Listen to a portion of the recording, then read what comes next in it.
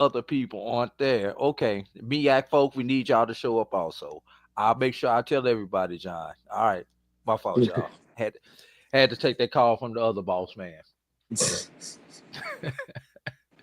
You a fool, lady. I mean, but look, look. I mean, you can. Everybody, you can still attend. You know, my alma mater. You know, 4-time champion. Got to include that in there as well. We still come to the Celebration Bowl. You Y'all know, not enjoy. even in the HBCU conference anymore. Exactly. It's a beautiful event, man. Come through anyway, regardless of whether your team is in it or not. It's a, you know, I always call it the HBCU media family reunion. So come on through, come on through anyway, regardless. If you got your flights already, can't get them canceled, come on through. Atlanta always glad to have you. All right. Well, since we since I got my D2 brethren here, let's start off on the Division 2 level, everybody. And let's start off with this one right here. Man, Jamie Walker, great job. Well, once again on the play-by-play for this particular game, Jamie, doing this game on ESPN Plus for the SIAC. But Jamie, I thought a game of Madden had broken out when I was watching this game live. When you sit down and get on the sticks, and you've never played somebody before, and they got those 2-3 plays that they run on you, and they get them couple quick 3 touchdowns. Well, that's what Albany State did. Jumped out on Newberry 21-0. And they figured them out. They started sitting on that route, like on Madden. And then next thing you know, Newberry ran off 31 unanswered points from the second quarter through the third quarter on the Golden Rams before the Golden Rams were finally able to put up a field goal at the end of the third quarter, and had a great drive there to try to tie the game in the fourth quarter, but was unable to as time expired and less than 20 yards to go for the game time score. So, Jamie, you did the play by play. I'm gonna let you start. Um, Man, it was so unfortunate. I think when you get out to that quick of a start, and let me thank my partner Marvin James, who did a phenomenal job as well on the color. But you know, when you get off, because you know, new coming in, looking at Newberry, looking at the film, looking at their stats, kind of putting everything together, seeing what they've done, looking throughout the schedule. It was a thing where Newberry was coming in hot, red hot. Um, they only lost to Catawba all year, but all their games, I would say the vast majority of them were close, where they would pull out victories at the end. You know, they would. You know, I even called them the cardiac wolves. So it was one of those things where they would never say die. And I told my partner that. I said, look, it's 21-0. You know, got up to 21-3. And I said, this game is far from over. Reed Sharpia, the quarterback from Newberry, is a Harlan Hill finalist. And he is a really good signal caller. It's one of those things where he, you know, you would never know he is as good as he is by just looking at him. You know, slight, probably 5'8", you know, maybe 170 pounds. And talking to his head coach beforehand, he said you would never know he was a football player. But, you know, he transferred a couple of times, you know, got to Newberry, liked it. And for the most part, you know, he settled into the role and just has played great ball. So when it got to 21-3, I said, this game is far from over. I even said it on the broadcast. It was a thing where, you know, Newberry, other than their last game against West Florida, didn't get out to fast starts at all. So, you know, the game, you know, was far from over. And slowly but surely, after kind of getting Xavier Irizarry, the quarterback that played in relief of Isaiah Knowles, uh, you know, we found out right before game time that he wasn't playing. And so him coming in relief did really well. Passed the ball well, ran the offense well, defense was cooking as well. but it took just a little bit of time. It took about a quarter for the Newberry defense, who primarily is accustomed to playing against a pass-happy offense. So when Albany State wasn't necessarily pass-happy, but were able to get passes in droves, I think it stunned them. I thought the game plan going in would be Albany State would run the football against Newberry, because Newberry had given up a whole lot of yards on the ground, over 2,000 yards on the ground. So I thought the game plan going in would be a heavy dose of Tion Weiss, a heavy dose of Roderick McCrary as well. And, being able to go through the full complement of offense for Albany State, I thought, hey, this is great. But again, it took about a quarter for them to get accustomed to Irizarry playing. But even then, Irizarry did a really good job to be a true freshman coming in that kind of spot. So, being a thing of not having a counterpunch to what Newberry was able to do, that offense was good enough to score, and it was just a thing of Albany State not really having their full complement of offense. I think Isaiah Knowles gave you, or would give you, the element of being able to run. And so with that not being there, Irizarry is more of a pocket passer. Wanted to stay in the pocket even when he ran outside. There were opportunities to run, but it was he is more of the classic pocket passer. And I think Newberry knew that and kept him contained within the pocket and let him throw. And his receivers, a few times dropped the ball. You can see that within the game. And so I think that's what happened. And I think the biggest play of the game that really flipped the momentum towards Newberry was the blocked field goal at the end of the half, where Devron Williams from Newberry actually got in an area. He talked about it in the post game. He was able to tell his man to go outside. The man went with him. He had a clear lane to block the field goal. He blocked it, scooped it, and ran it back for a touchdown. So that kind of took the proverbial air out of the stadium at that point. And so that's kind of what occurred, man. And then after that, it was just a seesaw matchup. Nobody really scored. Give credit to the Albany State defense to be able to kind of keep Reed Shapir contained, but they had their spots to score as well. Also, penalties, pass interference. There were several calls made. And I think it was the total opposite of what they experienced in the Benedict game, whereas they let them play on the outside. This officiating crew did not. And so them trying to get it to their main receiver, Keith Desashore, they were not able to, but there were definitely defensive pass interference calls that changed the outcome of the game. And I think Albany State stayed out on defense for a long time, and that's kind of where the game kind of ended there. Had an opportunity at the end to get back, even down to the last drive, but just could not punch it in to tie the game. And give credit to Newberry for hanging on. Steven, your observations from afar.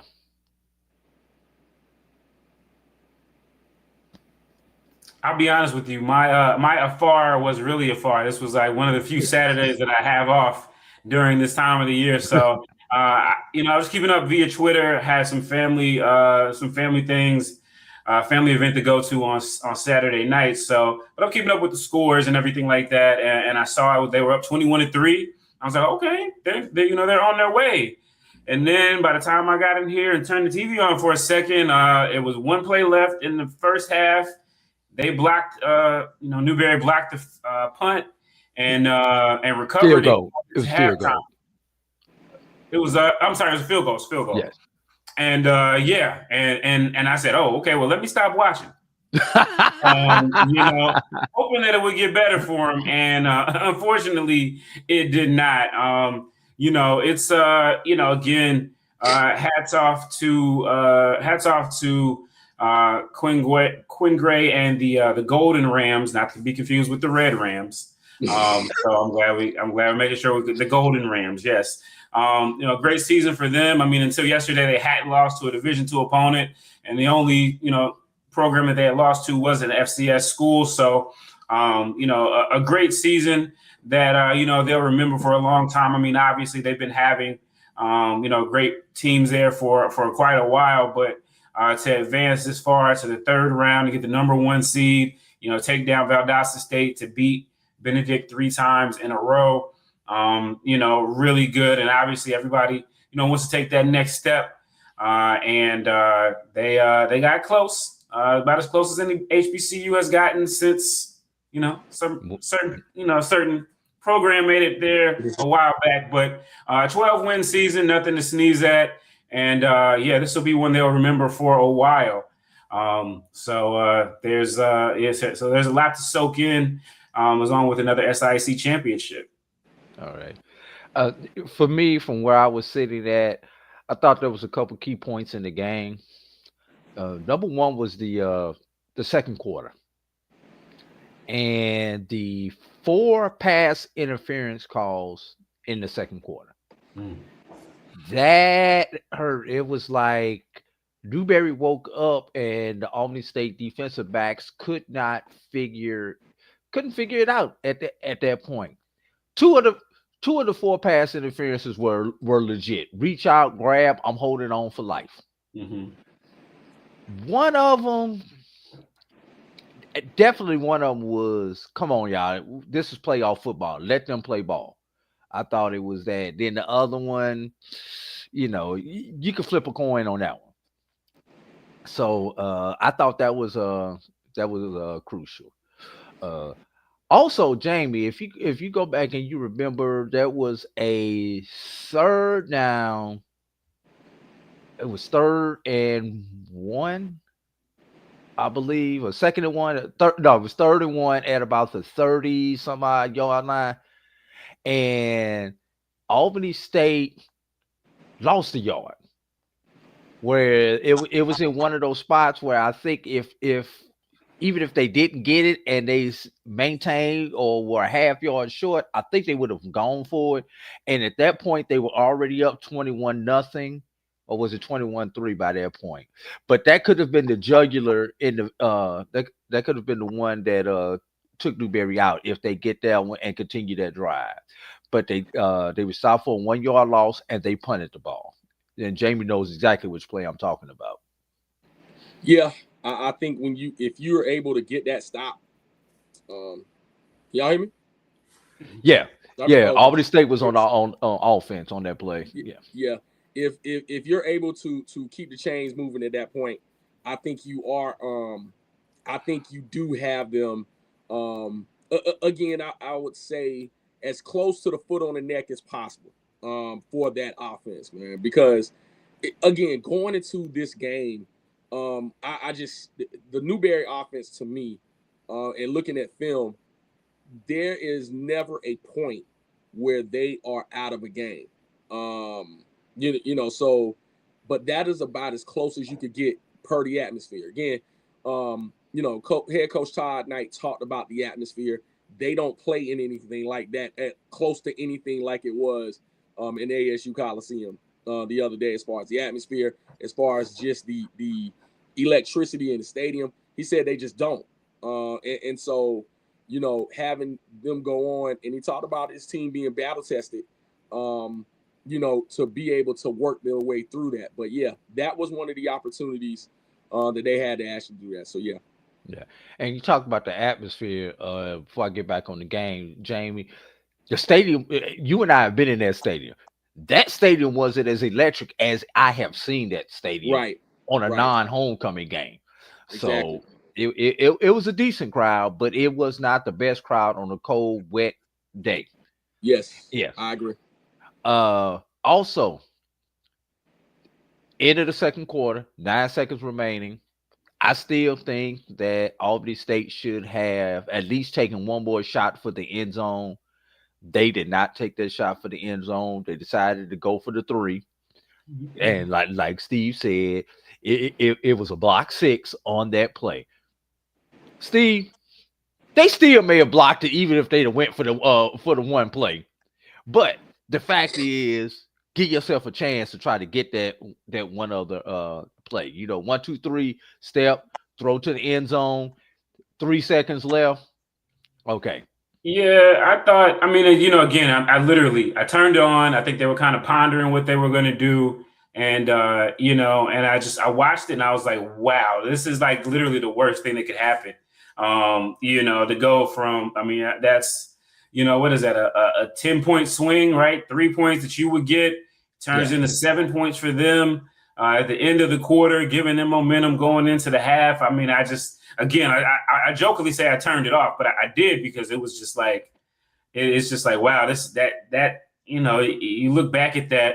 I mean, if you take that away, You lose the it's a game by different 7 game. points. It's a different game. So yeah, that's gonna be one of those ones that's gonna haunt you. For quite a while. They always say, special teams. We always talk about the offense and we talk about the defense, but those special teams can really come back to bite you. And having a good kicking game, not just a guy that can swing it, but also the guys that can having the right people there to block can be the difference between winning and losing. And and this time it could be the difference between your season ending and possibly extending it. Yeah. So And let me set this up for everybody. Albany State took their last time out there with the 9 seconds. But let me back it up. When coach called the time out, I think there was either 6 or 7 seconds left. They added time to the clock during the time out. And I think that may have played a little bit of a factor because him thinking he was only gonna have one other play. Yes, you kicked the field goal at that point, but when they added the time back on the clock, and I think they added it right before they came out of the huddle, there may not have been enough time for Quinn to, mentally process that and make that adjustment. Oh, let me send this offense back out here for one last play, and make sure that not sending them back out there, but you sending them out there with an opportunity to do something with that they actually have a play call that they have enough confidence in that could get them into the end zone for those next 20 some odd yards that they needed to go. So, like I said, I think those are key turning points, but great drive at the end by Albany State. Looking at some of the outstanding players in this particular ball game, Jamie, Peterson, man. Wow, we talking about a quarterback in Reed Sharpier who had only been picked off 4 times all season in 400 attempts. Let's keep that in perspective, everybody. That's one interception per 100 attempts. I think he had 401 attempts in the game. He was picked off twice in 36 attempts by Quan Peterson. Jamie, what you seeing up there as you calling this game with these interceptions there? No, I think you're talking about Javon Carr. Check that again, real quick. Wait a minute. Want to make sure. Oh, I'm looking at the wrong one. Yeah, Carr. I'm sorry, I'm on the wrong side. Javon Carr, Jonathan Carr. Yeah. It was the tight coverage that he was actually going on to their main receiver. And I think Reed Sharpier is I don't like to give this dude much press, but the Brett Favre gunslinger mentality, as far as, he's unafraid to throw the ball up. And I think that's what you saw. And Carr was just in the right position. In fact, Newberry was driving and Carr got that first pick in the end zone. The receiver hadn't turned his head around and Carr was right there to make that pick. So he was there. It was just a matter of, you were going to get your opportunity. It was just a matter of being at the right place at the right time, and Carr was there. Yeah. And also, you talk about a quarterback who had only been sacked, like 15 times all season, Jamie, if I remember correct, 15, 16 times. Yep. And Albany State was able to get 4 sacks on Sharpier.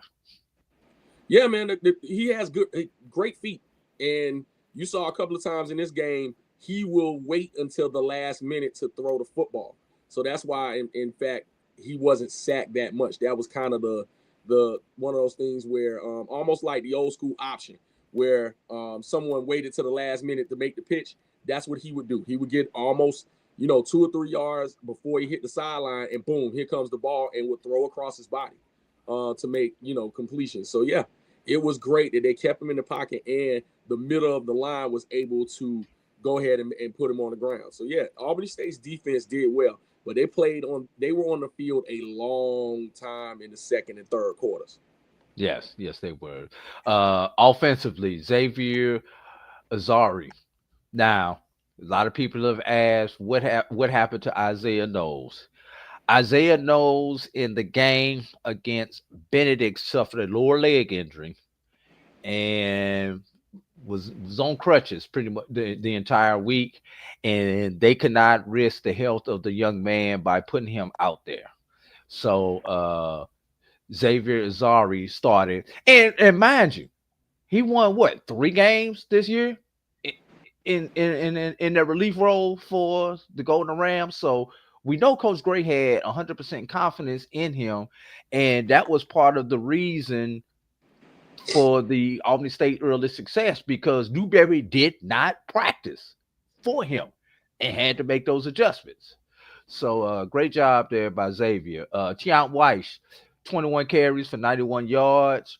Roderick McCrary had 14 carries for 55 yards. Javian Jackson, 3 receptions for 67 yards. Jamarian Davis had 1 catch for 14 yards, but it did go for a touchdown. And Jamil Williams, 2 catches for 39 yards on the day. Roger McCrary, 3 catches, 24 yards. Anybody else stood out to you, Jamie? I guess what didn't stand out, Jamil Williams, as great a game as he had in the previous game against Benedict, I think they held him in check pretty well. They tried to get him the ball, but it was just a matter of that third person. Cameron Watts in special teams did well in the punt return game and the kickoff return game, really giving Albany State really short fields and just giving them a momentum boost as well. Yeah. Now, Albany State once again finishes the season 12-2. Now, Steve, the season is over. Go ahead, Steve. Let's talk about the elephant in the room. I'm gonna give it to you on this one. You're gonna recuse yourself? I got you. Understandable. Wait, hold up. And for 2 reasons. A, we don't want my bread is buttered, thanks to Steve. Yes. And number 2, this conversation is going to turn towards my alma mater, which we got a whole nother segment about what happened at FAMU Friday night with basketball. So we'll get into that a little bit later. But let's just talk about the elephant in the room there, Steve. Yeah, well, that elephant would be, none other than, the future of the coaching position at 2 schools, 2-story schools. Obviously, Albany State has, just had, a great rise under Quinn Gray. I believe this is year 3 for him.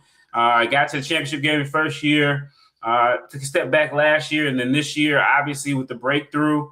But most of us first heard of Quinn Gray at another institution that's in Tallahassee, Florida. So, obviously,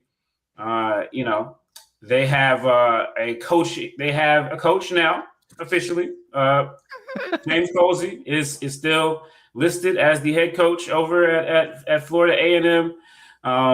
He's just finished up his 2nd season. And I mean, for what it's worth, he did beat Quinn Gray, but there's probably about 3-1 scholarship difference that you're talking about there.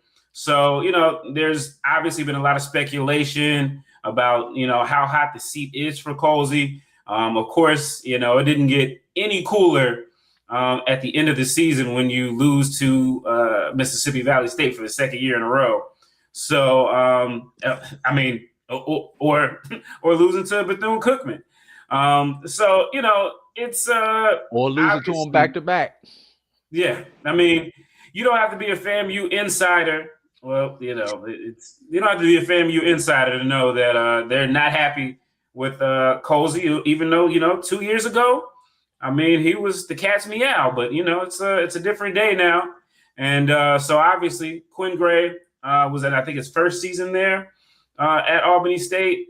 Still getting his wings underneath him as a college coach, but obviously now he's a championship winning coach over at Albany State, and I'm sure that they would love to keep him. But I mean, hey, I'm a guy who knows. When you do well at the Division II level, generally speaking, especially when you get to this level, your guys are going to have an opportunity to pursue other opportunities, and then you add in obviously the displeasure, the sudden turn of displeasure with James Colsey. It's kind of a perfect storm for a new. Well, Stephen Campbell says he was never to catch me out, but I just remember running back Colsey. That's all I heard, And I know people said that Tremaine Jackson applied for the job, but I don't think I ever remember hearing his name out of anybody's mouth at that time. So, either way it goes, the seat is hot.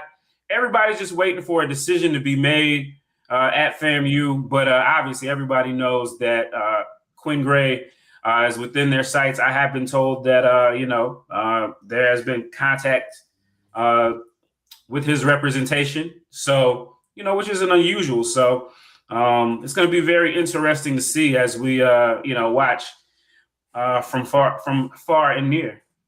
Before I turn it over to Jamie, I do want to ask you this, Steve. You mentioned success and your coach getting poached. Obviously, your institution a decade ago went through something very, very similar, coming off those back-to-back championship runs under one Connell Maynard. So just talk about how that was for you as a Winston alum or just a D2 football fan at that point in time, knowing that your coach was so good that he was getting poached by FCS programs. Well, I mean, it happens. You like to think that everybody has their own tradition. Everybody's excited about what they're doing, and everybody wants it to continue. But I think not only on the D2 level, but even now at our FCS schools, when you have that level of success, there's also, people are going to want to do what they can to better their careers or what they perceive to better their careers, definitely better their pockets. And so, it's a natural reaction to want to hold on to them. But I mean, again, at Winston-Salem State, we've seen several coaches go. We've seen Bill Hayes go over to that school over in Guilford County. Then we saw Pete Richardson go to Southern. And then, obviously Connell Maynard and what he went on to do as well. So it's just a reality when you're good at any level beyond the Power Five. And I mean, shoot, even some of the Power Five guys, they're not satisfied. They want that next level up job. So, it's just it's a part of the business. And again, when you look at a guy like Quinn Gray, it just makes sense for him to have already gotten together and putting together a championship staff and knows what that takes. And you want Superman back, right? So. Jamie, your thoughts? Man, I hate to lose him on the D2 level within the SIAC. Covering that league for almost 10 years now, man. You see coaches come and go. You just do.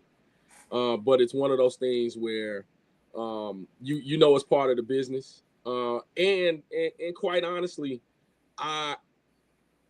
it kind of spills into another discussion where are we talking celebrity hire versus these coaches that are coming through the ranks and where that matches up. I think we have phenomenal coaches within Division II, and I think Quinn Gray is one of those. He's gone through the ringer at different places and landed at Albany State. I think he was at Memphis before that. And so he's come up I'm not gonna say the right or wrong way, but just the way that coaches usually do on this level. And so for him to get a step up in division, I think it is a great thing. But I think one of those coaches, several coaches within the D2 ranks are deserving of those kind of positions. And I would hate to see him go, but I understand the business as well. I made a comment on Twitter that look no further than the Division II ranks to get your next head coach. I mean, it's true. You can, there's several in the wings waiting. I know we're going to talk about a hire later at that school in Forsyth County, but um, you know, there are people that are within the space that have pulled themselves up by their bootstraps and have gone through the fire as far as the pay and the lack of resources and all the things that you go through when you're talking about coaching young men at the HBCU level and are deserving, I've always felt, of these opportunities. So Quinn Gray would qualify as one of those people. And so if that indeed does happen, you know, I wish him well. But Albany State is a great job. I've had this discussion with quite a few coaches. I think they have everything in place to be. Gabe Gardenia went on to Charleston Southern. So Quinn Gray's turn to go on to whether FAMU or White. whatever. Absolutely. Sean Gibbs from Fort Valley is going on to North Carolina A&T. Right now he's trying to get that program where it is. But Dr. Anthony Holloman of the SIAC has said, hey, we understand. They come to the SIAC and pick these coaches. Same thing with the CIAA. There's no doubt that a Dr. Henry Frazier or Dr. Alvin Parker, have been there before and will be back there again and are deserving of those opportunities. So it's no surprise at all that you're seeing this happen. So let's play the game, Jamie. Let's play the game, Steve. All right. I am XYZ University, and I want to hire a Division II coach. Give me the top candidates. Who wants to go first? Me. I got a couple. I'd like to see go right now. Not who you want to see go. No, I'm saying top candidates.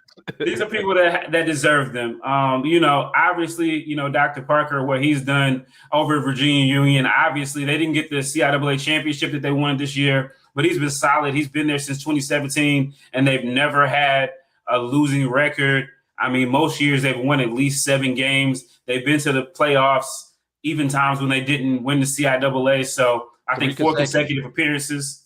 So yeah, he obviously has earned that. Obviously, Dr. Henry Frazier, he's been at that level. He's won at that level. But I would say also now Quinn Gray and Maurice Flowers. I mean, I think all of those are guys that, have proven, especially for Maurice Flowers. I mean, he took a Johnson C. Smith program that, had 1 championship since 1892. And he's turned them into, a nationally ranked team. So, I mean, there's a lot of program builders in the Division II ranks. And so, I mean, historically, we've seen guys come from the Division II ranks and do well. Like I said, Bill Hayes, Pete Richardson, Rod Broadway when he was at North Carolina Central. So, obviously, we kind of going through this thing where people are, looking for NFL guys. And then there's some D2 guys. And then when you talk about Quinn Gray, like the new hire that we just got, I mean, these are guys that are also NFL players that went to HBCUs and have, worked their way up as well. So yeah, I mean, it makes sense. It's a no-brainer. I mean, if you don't want to, or you're not going to get an NFL name that's going to immediately bring an impact. Obviously, these guys are successful at D2. I mean, look at both of the coaches in the Celebration Bowl 2 years ago. They were in the, in Division II. And so, again, and I've seen a lot of people say they don't want a Division II coach. But I mean, the proof is in the pudding with those guys. Now, not everybody does well. I mean, Kyle Maynard never set the world on fire again after he left Bill Hayes and Winston-Salem State. Damon Wilson's, he's struggling over there at Morgan State, but that's not a new thing for Morgan State. So there's none of it's never a guarantee, but when you have guys that build the right way, it just makes sense. So those are some of the names that I would say for sure have earned looks for this year.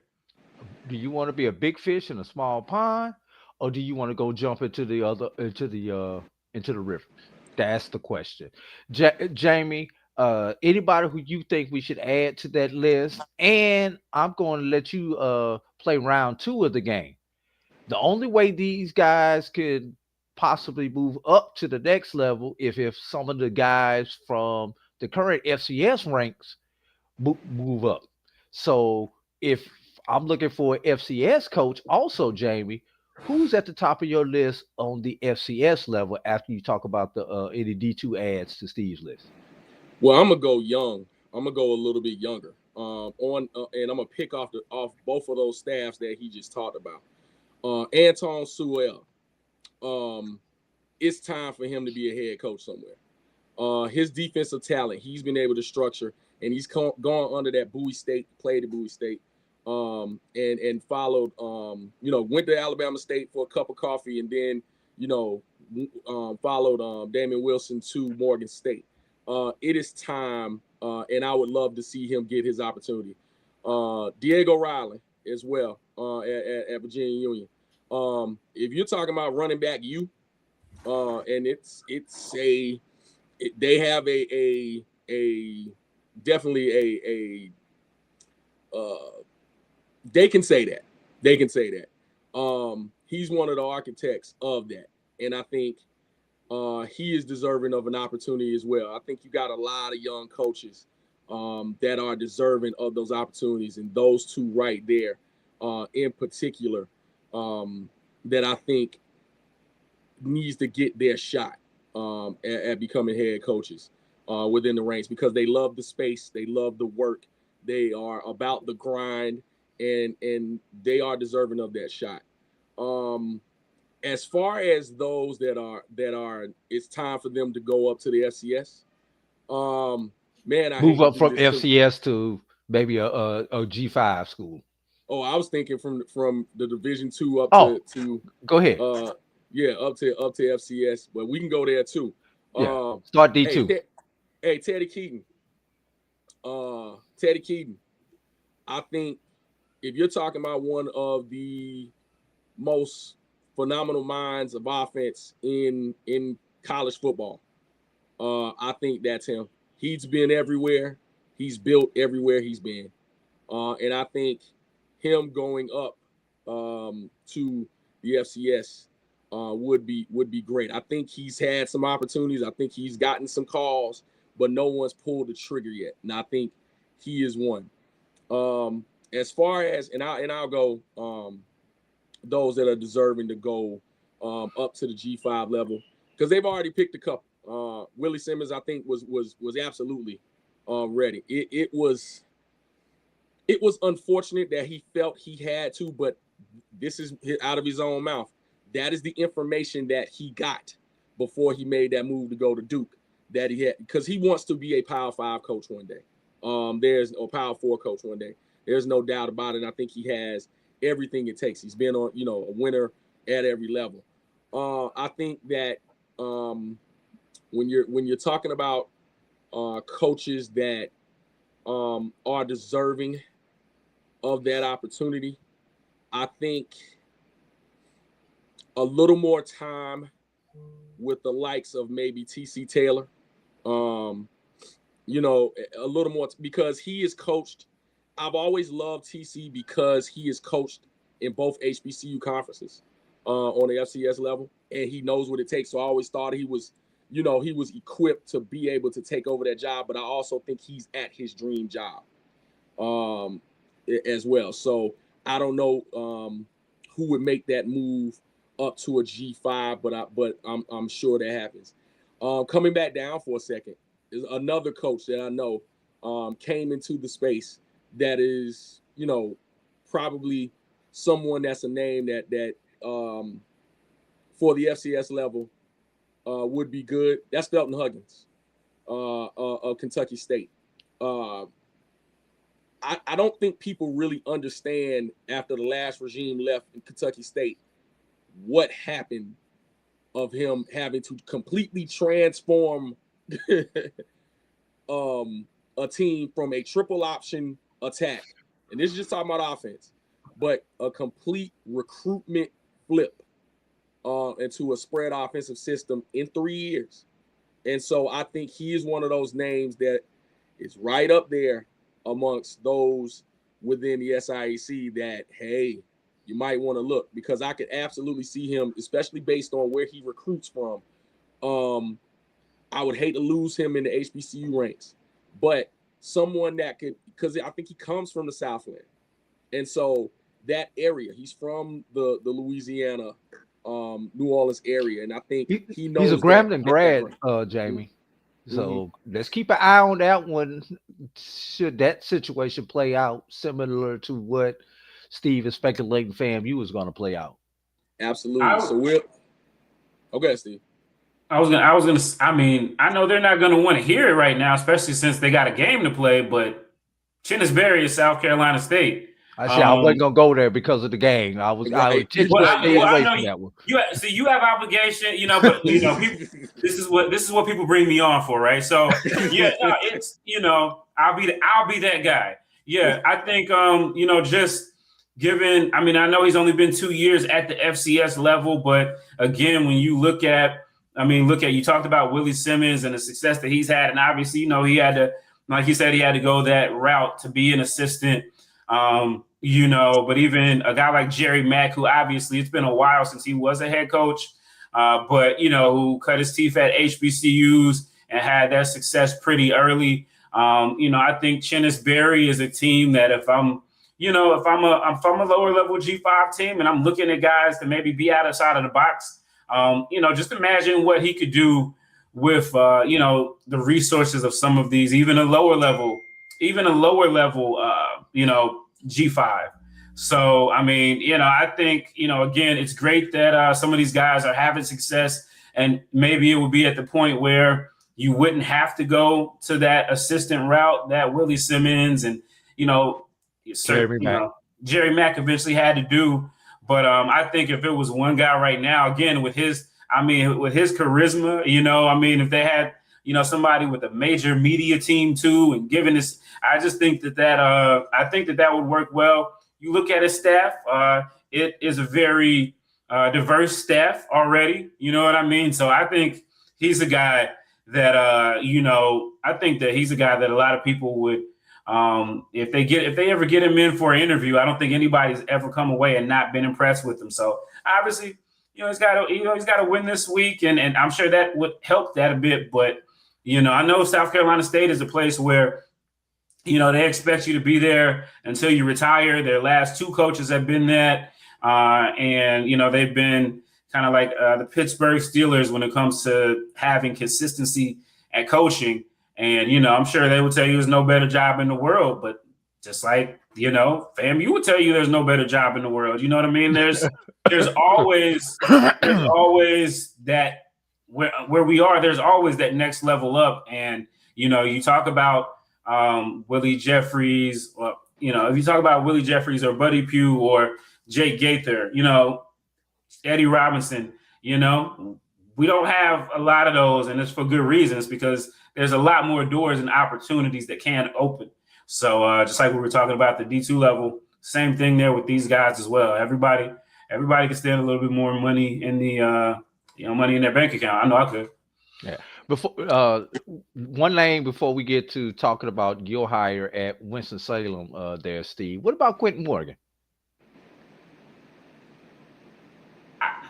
Yeah, I mean, obviously, he's had a very consistent career. The back end hasn't been as great as you would like. I'm sure there's reasons for that. A lot of times there's behind the scenes stuff that, if you're not there, you don't really know. Sometimes, whether that's administration changes, and that resonates with different resource changes. But, we've seen him that he knows how to have a winning program. I believe I saw he's the second winningest coach. Yes, he was.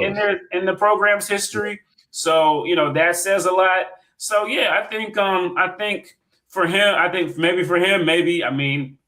Savannah State job is open. And if things go the way we expect them, there'll be another opening in the SIAC as well.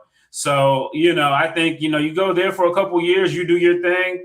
And I think that, you never know. But, obviously, he's a guy who knows how to put together a good system.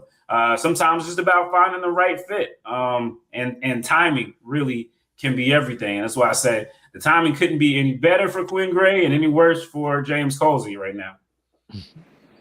Your thoughts, Jamie? No, I still think Stevens is exactly right. 2 years ago, that's when the iron was hot. I think, he couldn't have, he was at the peak of what he could do at Langston, and I think that he was the hot candidate to be somewhere else. But seemingly when you're dependent upon young men to kind of have your resume at its peak, those are the ebbs and flows of coaching. And I think then he absolutely could have gotten a Division II job. But now it's just a matter of what the hot name is. And quite honestly, athletic directors now are dealing with so much more than they used to. It's not just about the hire anymore. It's about the marketing. It's about the fan base. It's about appeasement to this group, that group. So I don't know if Quentin Morgan could be.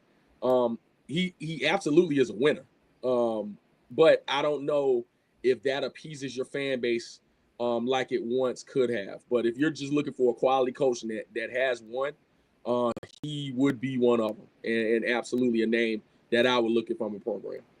Yeah, just really quick, I would say, I mean, I've been kind of, just looking at the last couple of years, the coaches that are getting hired now, obviously guys with a major NFL name, or a guy who is a alumnus of the university or has some type of tie to their city, as well, as, you see the Division II candidates. I mean, if you look at it, again, we're talking about Chennis Berry. Obviously, he was at Benedict previously. He's from Savannah State alumnus, so he's not far from his home area. Tremaine Jackson, obviously, he played over his college ball over in that way. Texas Southern.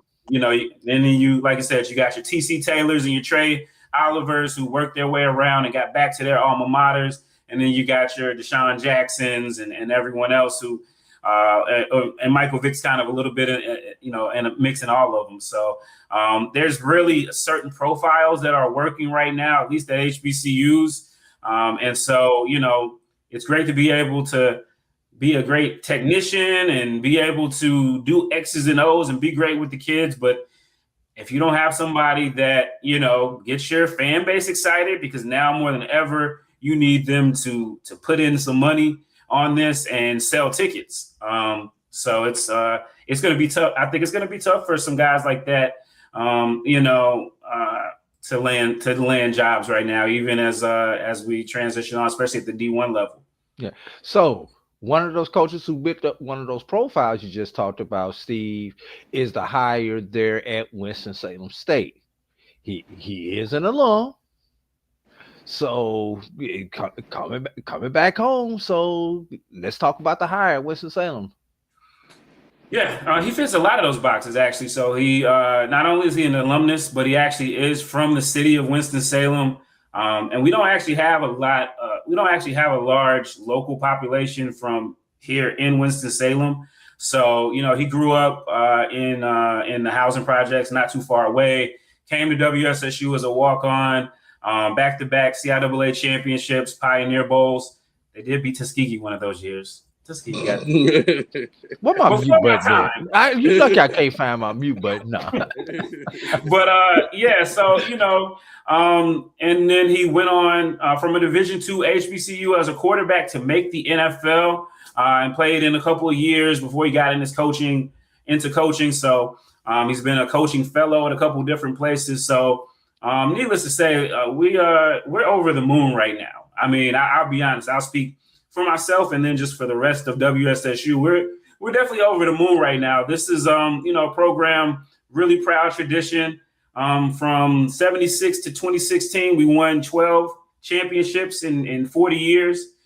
We've only won 3. We've only had 3 winning seasons since then. And it's just, we're in need of a hero. You know what I mean? We're in need of somebody. I'm serious. Like you start when you're used to winning, and this, AD, when you're used to winning and then you stop winning, it can be hard. You can lose people. You know what I mean? For it hurts. It hurts to give a Ram, is what I always say. So very excited about having him back. He may not be a household name to a lot of people, but for sure around here, that name carries a lot of weight. Not only like NFL guy, but he's paid his dues in the coaching ranks. Coached with the LA Rams, scouted with the LA Rams, and been a lot of different places in the pro leagues as well. So, he's a guy that can come into people's houses and say, hey, I went to this school. I did what I had to do. I made it to the NFL. I have now not only made it to the NFL as a player, but also as a scout and a coach. And, so if I can do it, you can do it too, and follow my lead. So seriously, and when I said we need a hero, he actually, before Cam Newton came along, I got a video of it. He actually scored touchdowns, and he would pull up his he had a Superman shirt. So he actually did it before Cam Newton is documented. So we're excited. The press conference is tomorrow. And, again, it's just when you just know the feeling of having a rug pulled out underneath you. You know what I mean? Every time you get a little excited, the rug's pulled out underneath you. It's definitely exciting. I know. I'll just say personally, I had to go to Norfolk several times a year. I was at the MEAC tournament.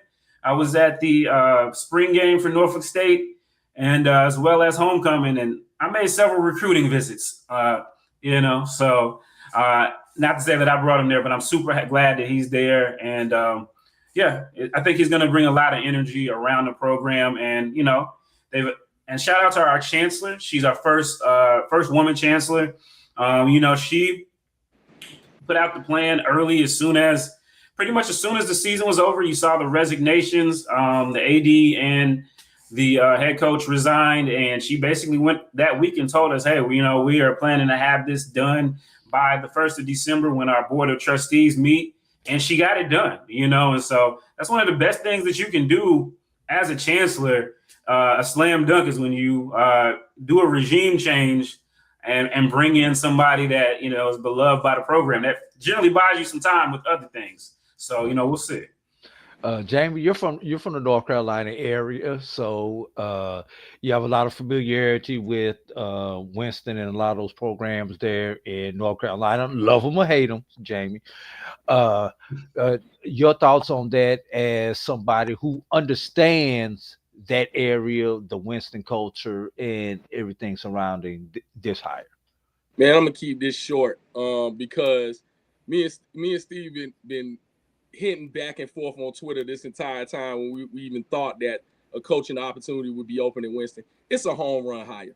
It's a home run hire. I don't think you can. There's not much better you can do. Tory was at Winston when I was at A&T, and around the same era. I think 99. That area was his heyday, and so yeah. I mean, I was at A&T in 97, but that name is significant for that school and that area, and to go on to do what he's been able to do. No, he didn't. He wasn't this NFL superstar, but he resonated in that you could go from that school into the pro leagues. Now, of course, Winston-Salem State has had some stars that have, but when you're talking about a native son of the area, like he's Winston through and through, and so I don't think you can do any better. I really don't. All right. Well, with that, we're getting ready to take our first break. Brian is done wiping his eyes and crying from the loss that the Colts took earlier today. He's waiting in the back room, getting himself together. If you guys want to stay around for the second hour, you guys could definitely stay around for the. Are you gonna stay around for the second hour? Because if not, I want to give you the proper closeout. If you're not gonna stay around. Well, I got a jet. I got to take the baby back to Kennesaw State. Okay.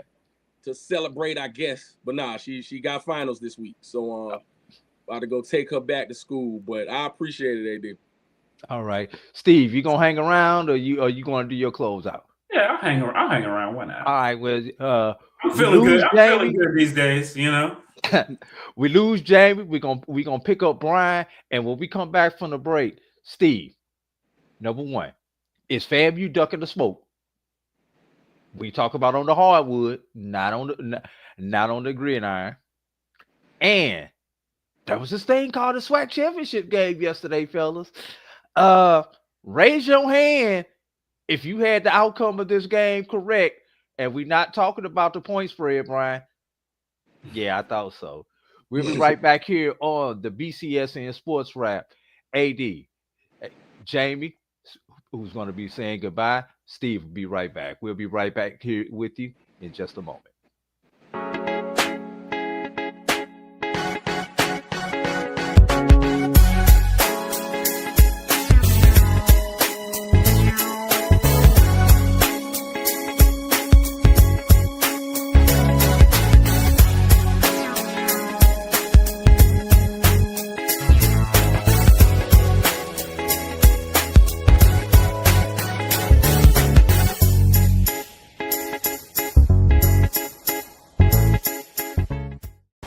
Football fans, the Cricket Celebration Bowl is celebrating 10 years of crowning an HBCU national champion. A champion will rise at Mercedes-Benz Stadium on December 13th as the MEAC and SWAC champions clash in Atlanta. Join us for championship football, interactive fan experiences, and iconic marching bands. It's an HBCU family reunion that you don't want to miss. See who will be crowned the next HBCU national champion. For event and ticket information, visit thecelebrationbowl.com.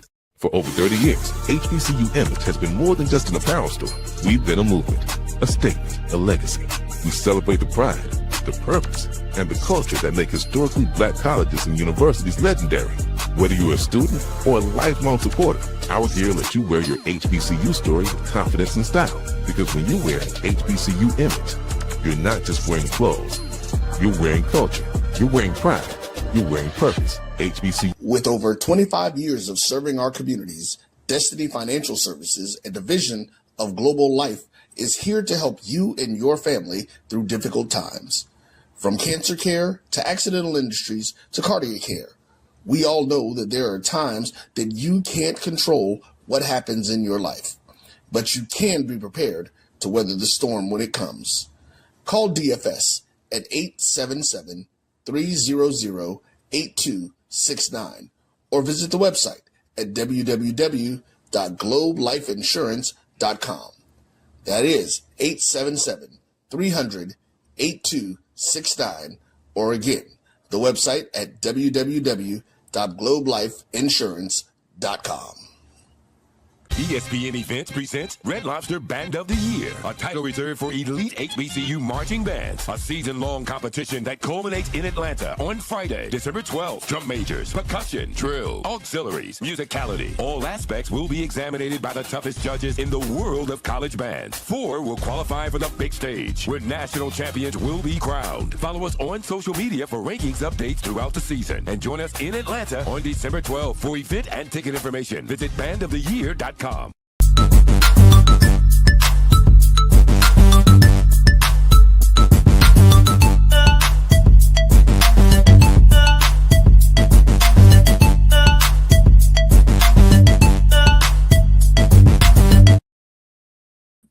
Back here on the BCSN Sports Wrap, my co-host is finally here with us. Good evening, Brian, fellas.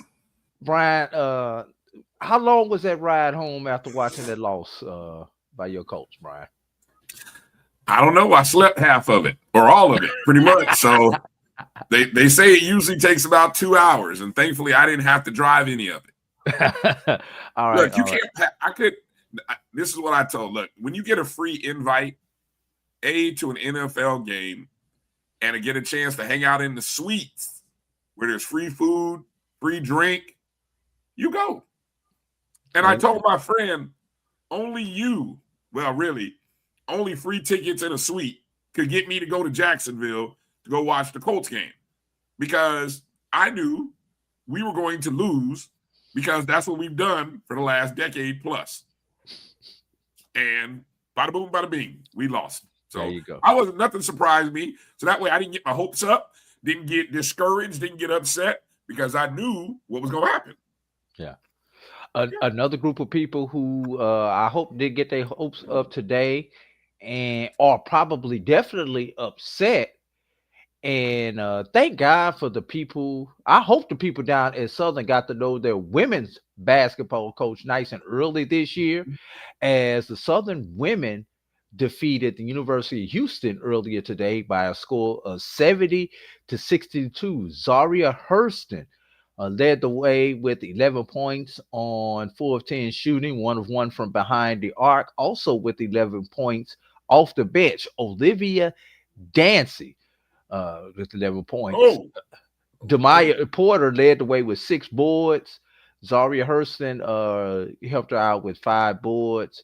Michaela Cunningham added 4 boards and 6 points, along with Jocelyn Tate off the bench with 8 points and 4 boards. So Southern football was not what you expected, but your women definitely keeping you in the game and keeping Southern Athletics hot with not one but 2 victories within the same week over Power 4 schools. Comments, anybody, before we get to back to football?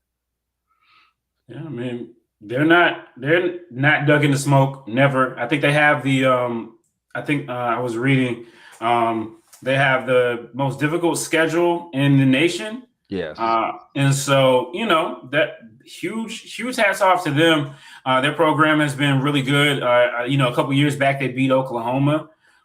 So, they're consistently a good program under Coach Funchess. I thought about, I know last year, I don't know if you guys recall, the Grambling coach kind of comparing and contrasting, her team versus Southern, and that Southern plays a lot of these money games historically, and how, her team wasn't quite used to it. But obviously Southern, they have, getting one Power 4 win in a year would be great, but to get 2 in a week and having 3 in the last 3 years is pretty spectacular. So hats off to them. Like you said, the football season didn't go the way that they wanted to. I mean, they're still in the band of the year this year. So there's that, right? And, with some people, if you listen to some people, they would say that a band like Southern would never be in it because it's not made for them. Here we go. So, I think it's really great to see a women's basketball program stay and build. Obviously, we saw the coach over at Norfolk State, Coach Vickers, have his success over a number of years and then transition to Auburn. I think they're doing really well too. So yes, women's basket, and obviously we know what Jackson State was doing under Tamika Reed. And, there's just so much that's going on in women's HBCU basketball, and particularly these last couple of years, that it's really exciting to keep track of. And so, we were lucky to have Liv for Hoops doing some basketball coverage for us this year. Got her on the writing side, so she's keeping up with everything on that. So yeah, it's definitely something to keep an eye on for sure. And we're gonna talk about her latest article in just a moment. Let me add in on that. And Steve, I'd love your perspective on this, because obviously as somebody who covers HBCU and you've been doing it for a while here, I don't know if I'm in a bubble when I say what I'm about to say. I feel like this is the best non-conference period, November to now. I mean, we're what, 5-6 weeks? Mm-hmm. The best stretch of HBCU basketball, men and women, that I can recall in recent history. I mean, I'm going to go at least 10, 15 years.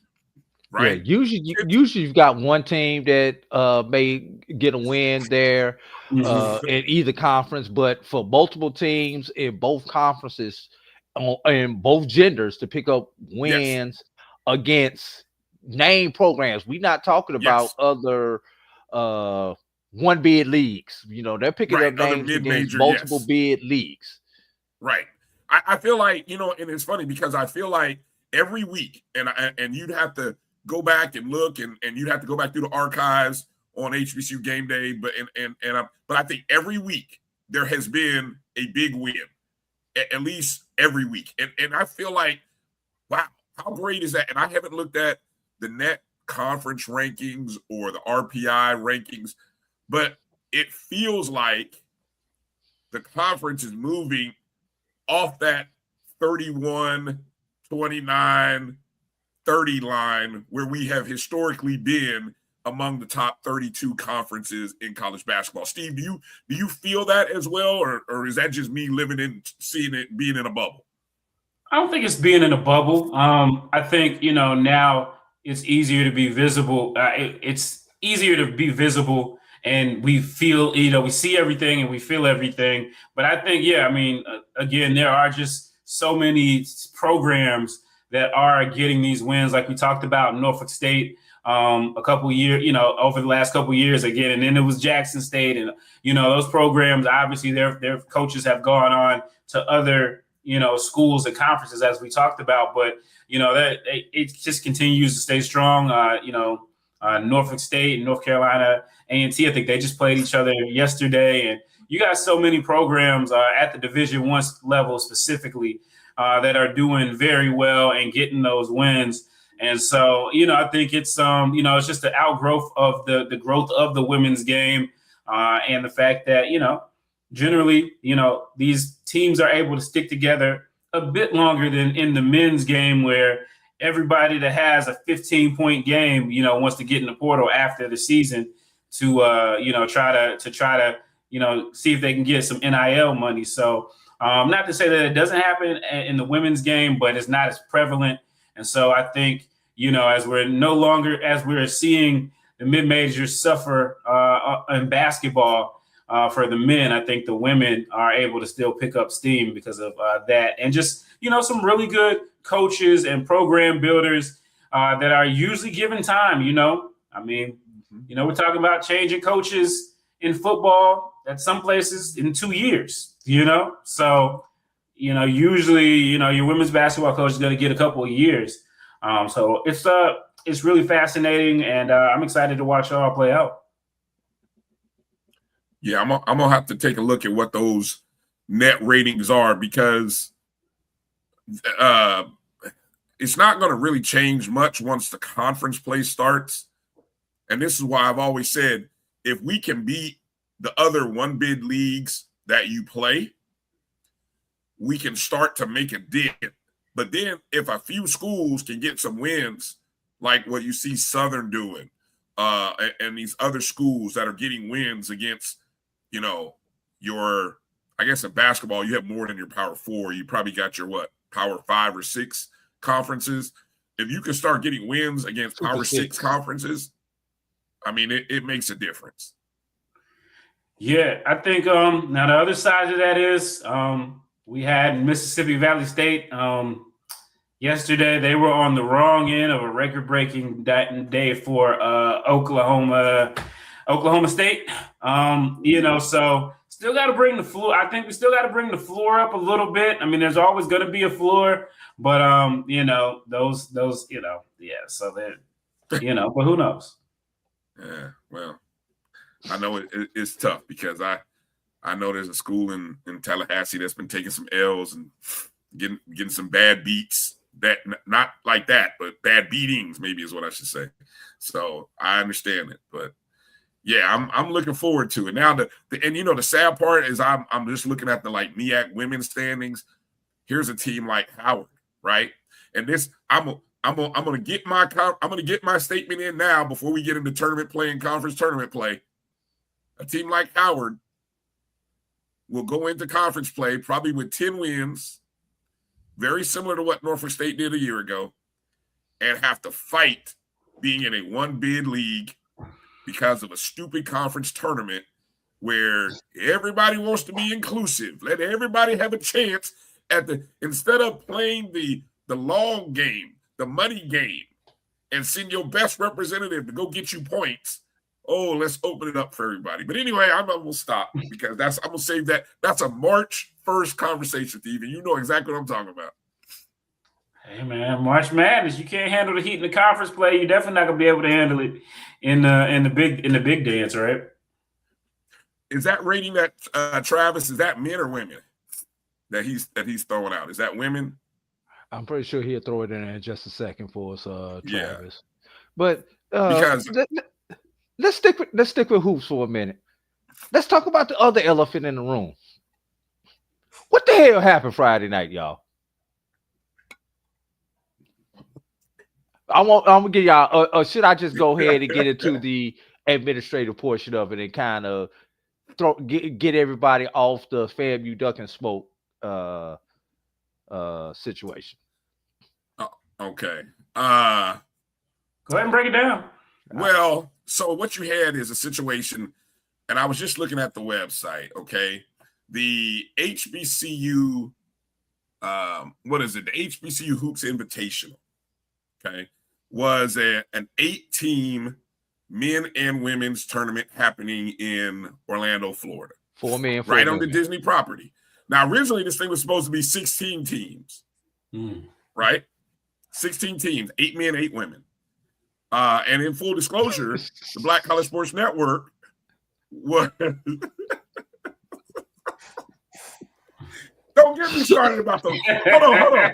Okay, see, let me talk about volleyball. Hold on. Doc will get me. He tried to get me sidetracked. Drew tried to get me sidetracked, and I don't even. Let me stay focused here. Anyway, let me stay focused, Drew. Don't do that to me. The HBCU Hoops Invitational. Now, originally, the Black College Sports Network was supposed to be part of doing broadcast for this event. We were actually.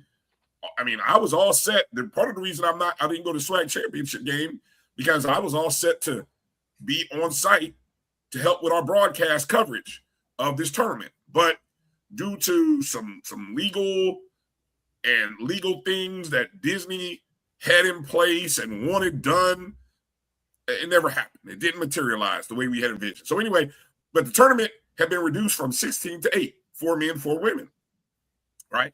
HBCUHoops.org, okay, is the website. Now, FAMU was supposed, the 4 men's team were Florida A&M, right, the only Division I team, Tuskegee, which was the only Division II team, Florida Memorial, which was the NAIA representative. Only NAIA team. And Barber Scotia College, okay? Now, Barber Scotia College... NCSA, I believe, is their classification. They've been a part of this thing since August, right? And since August, it's been known that Florida A&M was supposed to be playing Barber Scotia College. And I know this because Barber Scotia's president and Florida A&M's president were trading shots back at one another at the Orange Blossom Classic. Okay, so this wasn't new. This wasn't new to FAMU. But apparently, at some point Friday morning on game day, FAMU released a statement. And I don't know, I got it because, even though FAMU has removed it, the internet never forgets. The internet never forgets. Due to circumstances beyond our control, Barber Scotia College men's basketball team has forfeited its opening round game on Friday, December 5th, 2025. As a result, Florida A&M will advance to the men's championship at 5:30 p.m. on Saturday, December 6th. In place of round 1, FAMU will hold a 45-minute team scrimmage starting at 5 p.m. Fans are encouraged to attend. The HBCU Hoops Invitational celebrates the talent of HBCU student athletes and honors our partnership with 4 Florida host schools and 4 guest institutions. Our mission goes beyond basketball, supporting scholarships, career development, and opportunities that shape future leaders. We appreciate your understanding during this time. Okay, so I see that in the morning. I do the usual shaking my head, retweet, from our ONG account and some other places. And I start my day, because I got, I teach, I got my day. It wasn't until about 2 o'clock in the afternoon. Brian, that statement came from Florida A&M Athletics, correct? Yes, it did. Okay. Yes, it Just did. want to make sure everybody's following the story. Yes, that was originally posted from the Florida A&M men's basketball page /athletics. Later that afternoon, I get, a call notification from Liv, like, hey, are you seeing what Barbara Scotia is saying regarding the game? And I'm like, no, I haven't. So Liv has done a great job of following this, because instantly once that got put out, apparently Barbara Scotia players, maybe administrators, other people instantly started taking to primarily Instagram. It seems like Instagram is the place to go when you want to comment on something, because I'm on Twitter. I didn't see it on Twitter, but Instagram is where it was, where they're replying in the comments to that message that, hey, that's wrong. That's not accurate, blah, blah, blah, right? Yes, that Barbara Scotia College, Edwin, who they came down from North Carolina. Apparently, they were at the opening ceremonies, which was the night before. And that's a horrible trip by the road. It's yes, because they didn't play a game. We'll talk about the rest of that in a second. So, that starts coming out, and Barbara Scotia released the statement, and you can go to HBCU Game Day. Liv has the statement up. I mean, it's been out there, stating essentially, they're basically saying that is not accurate. That is not true. We didn't forfeit. We were there. We are here. We're ready to play. Our student athletes want to play. So then becomes the game of trying to track down what is real, what is not, what is happening. And I give all credit to Liv, because Liv, the story that you read, a lot of FAMU folks are upset. We're in a sensitive state right now, Steve. You know that. So any shots at us. You said that, not me. No. Look, it's true. It's true. We are in a sensitive state right now. Many of us. So, so it looks like on the surface, folks are mad at Liv because they're like, this only one-sided, blah, blah, blah. Well, what y'all don't know is that Liv, she tried to get a comment from everybody that you would think to get a comment from. Coaches, the administrators, the sports information. We went radio silent. Said what we said. Contact the tournament. So what's Liv supposed to do? Steve, in the world of journalism, I know this. Look, my 1.5 years of being in the School of Journalism at Florida A&M, I understand the process of following up, giving the other side an opportunity. I'll tell you what I told her. We tried. Yeah, exactly. We tried. Exactly. We gave everybody, and so that, yeah. So the story comes out the way it is, and it's from the perspective, obviously, of Barbara Scotia. She reported the facts. The facts are what they are. She reported it from the Barbara Scotia perspective because that's all she could get. No reply or comment from the tournament. I mean, and Liv is not on site, so it's not like she could be hunting around like Marty, what's his name, down at Ole Miss, where he's like camped out for like 4 days following up on the Lane Kiffin story, right? You're trying to follow up remotely via text, phone calls. So the story is what it is. So I give, first off, on a Friday afternoon too. Yes, on a Friday afternoon. And we know how beautiful those Friday afternoons are, right? So I'm gonna say, shame on any Rattler that's going after Liv for this article and because she did everything she could do. I know for a fact she did everything she could do, right? So this story is from one perspective because that is the only perspective available. And more importantly, if you look at it from that lens, those kids who made the trip to play a game couldn't play a game. So I feel bad for those. I feel bad for Florida A&M too. Those student athletes wanted to play. Coach Charlie Ward didn't want this. I know for a fact Charlie Ward hated this. He did not want to have to. He doesn't want people thinking that he's ducking the team or that he doesn't want to play this game. Right?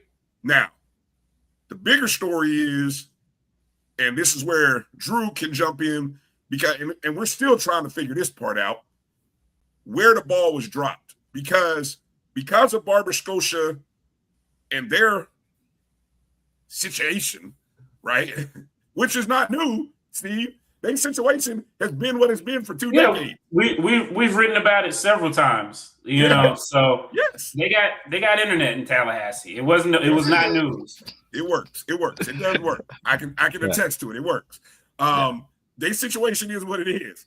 So somehow the ball literally got dropped, and because it got dropped at the 12th hour, for whatever reason, teams got nervous and teams said, "Oh, we're not going to play." Now, the bad part about that statement is the statement was not accurate. That statement could have been worded an entirely different way, and it's sad that it was worded the way it was and posted the way it was, and that is the bigger problem right now that is happening at our university. And I'm going to say it, and I don't duck the smoke. Y'all know where we are on Wednesday nights. We don't duck the smoke. There are some serious problems right now happening in our university at Florida A&M and within our athletic environment. And it's got to get fixed. It's got to get fixed ASAP, because our coach, Charlie Ward, deserves better. Our university deserves better. And it's a shame that this happened the way it did. I'm done, Drew. All right. Yeah. All right. Let me jump in, and I'm going to take this more from the administrative point of this. And it, once again, you're right, Brian.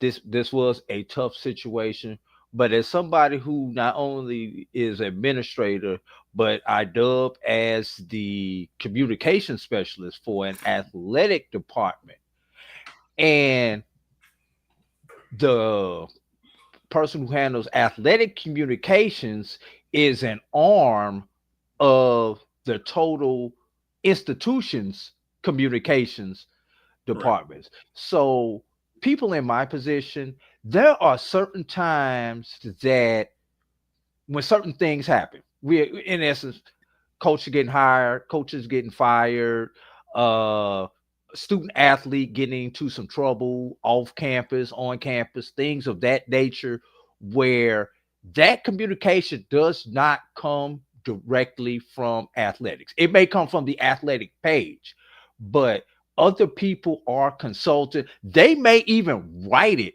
and you just post it to the athletics page. There are certain points and times that you need to calling help, reinforcements, make sure everybody at that institution is speaking with one voice. In normal circumstances, this is a 50-50 call on whether you needed to bring in help. And I'm not blaming Dennis for this or anybody else.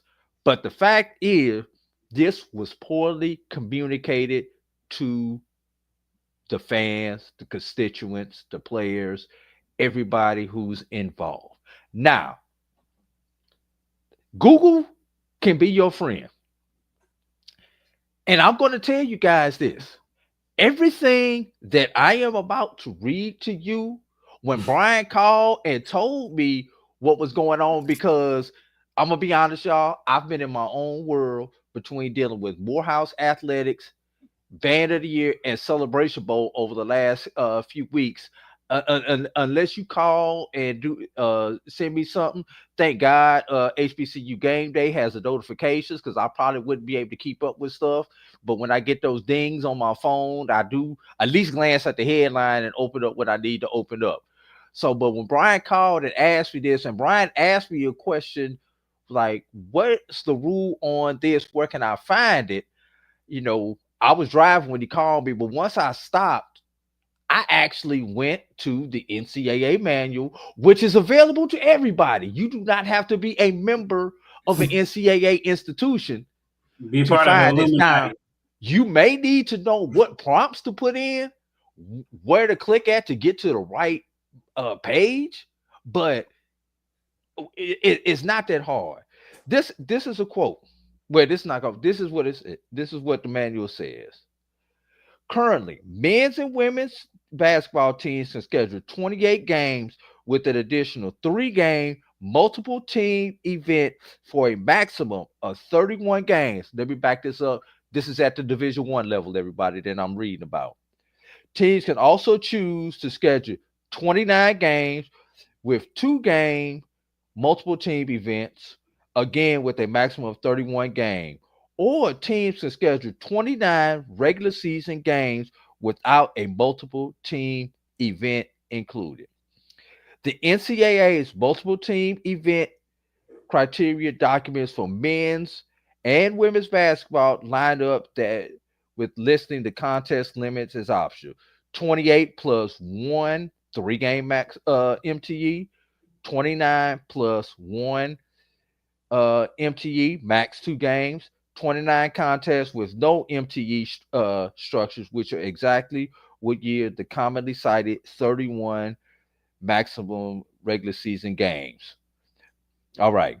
And of course, we know that there a lot of our institutions play exhibitions. In January 2025, the NCAA announced that Division One men's teams can play up to 2 preseason exhibitions games against other 4-year schools without needing a waiver, and that scrimmages no longer have to be closed unofficial. All right. It used to be those scrimmages or exhibition games had to be against non-Division One opponents. In other words, Florida State could not play Florida A&M. Now that game can happen off the books, as what happened earlier this year when FAMU went over to FSU for a scrimmage. Remember, those games must occur before the first regular season game, which those games typically occur in August. Here's where the problem lied. Somewhere, somebody forgot to certify this event as an MTE, multiple team event, which would have allowed FAMU to play those games. Without that MTE status, if they take the court against Barbara Scotia, it has nothing to do with Barbara Scotia personally as an institution, what their status is, and everything else. I'm going to get to the status portion of it in a second. It was the fact that they would have been 1 game over their limit had they played on Friday night or on Saturday night. If they play both games in this event, they are 1 game over their limit, which is a whole nother can of worms you do not want to open. Whether compliance was late in realizing this, because your schedule has to be cleared by compliance also. They don't just clear whether you're academically eligible, they also clear your schedules for every sport. Whether it was compliance, or where most of the fault, in my opinion, lies, is with the promoter not pushing the proper paper. Now, maybe the promoter did not know he needed to push that paper. That's not my fault. But it is your problem. Somebody in my position get paid to make sure that you do what you need to do. And my job as an administrator is to protect the eligibility of my student athletes and of this program, to keep them folk in Indianapolis for coming down and finding stuff on us. So that's where the problem lied. The event was not certified as an MTE. You may ask, why does this not affect somebody like Tuskegee? Tuskegee probably built it into their schedule because on the Division II level, you get a max 31 no matter what. You could do 26 regular season events. You could do an opening tournament the first weekend, which I believe they did, and then you have 3 exhibitions. These games were part of those 3 exhibitions that Tuskegee built into their schedule. So they were fine. This affected the Division One team. Here's where the biggest problem was. Did everything I say kind of make sense to you, both of you guys? Once I kind of break it down. How hard would have that been for that to be put on paper? Awfully wordy. And if you can I tell y'all a secret? Can I tell y'all a secret? If you can't formulate the words, and Steve knows this sometimes you know what you need to say, but the words, they sound good up here, but when you get to that keyboard, it just don't come out right. I got 2 things that'll help you out. ChatGPT, Microsoft Copilot. Put it in there, let it clean it up for you. It's your best friend when it comes to writing.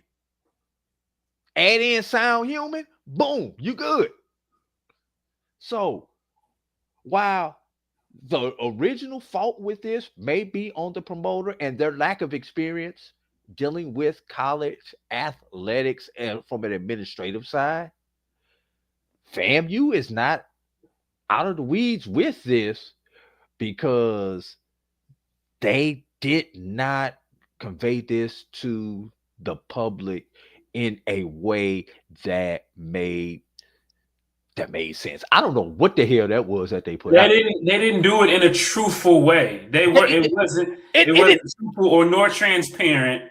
And you ever since the statute of limits is up for this, you ever you're in trouble and your parents tell you just making it worse? That's what this was. It was like, so now not only did you do the bad thing, now you lied about it. Now you just made it worse. Because I'm serious. So you're already gonna get a spanking, but you just making it worse by lying. Now you're getting a spanking and getting put on punishment. Exactly. And that to me is the big issue there. Obviously, people in the chat, I gotta ask the grind against FAMU. Okay. FAMU and promoters 2025, maybe in 2026, we just need to take a break from promoters. I know. But seriously though, I mean, not only did you say that they forfeited when those kids were in the gym, they didn't forfeit. So you straight up said a lie. Then you turned off comments afterwards, which is more of we covered the lie. And then when you get a reporter, a Liv on the line, who is a FAMU alumna, who's just trying to get to the end of it, you give her the runaround, and you don't. That's your opportunity to explain it to her, even if it's off the record. Don't say that if this came from me, that hey, this is explain. It's just why when you lie, you just make it worse, and it could have been a lot. It could have been a lot easier, and there was no reason to lie. Right. This was nobody asked for that lie. You know what I mean? Can I just give you a brief statement? And this is just off the top of my head. Due to some unfortunate administrative errors in certifying this event, FAMU will not be able to participate Friday night in the contest. We look forward to seeing you at the Disney World Sports Complex or whatever it is on Saturday. Would that have sufficed, Steve? Mm-hmm. And Drew, one other part of there that should have been added or should have been considered is consideration for the other opponent. I mean, Barber Scotia and those young student athletes, the coaches, they came from North Carolina, Concord, right above Charlotte. Right. That is a horrible drive. That's about a 10-hour. That's about a 10-hour, 10, 12-hour drive. On the highway. When you get into Georgia, they put you on every back road known to man. I made that going to that SWAC championship game in 2023. My God, I'm still scarred from that. I don't know that I'm ever driving back. So that's about that's about a 10-hour plus drive to Orlando. And some consideration should have been said apologizing to those student athletes, for this situation. And I would hope, like, the statement that I just read is sort of still on the athletic website, but it's just it's just missing a keyword or a couple of words. But essentially, the whole line is there, but it's just, if you read it, you're like, hey, it's missing a few words. Like that clears it up. No, it doesn't. That doesn't make it go away. It just reads bad. Your opening paragraph is missing something, And EA, again, this was started by Liv, who is a proud FAMU alumna who wears her gear. It's about the truth. This is not about a narrative. This is not about somebody picking on FAMU. It's about the truth. We don't need nobody to pick on us. We do a damn good job of just putting ourselves out there for people to pick on us.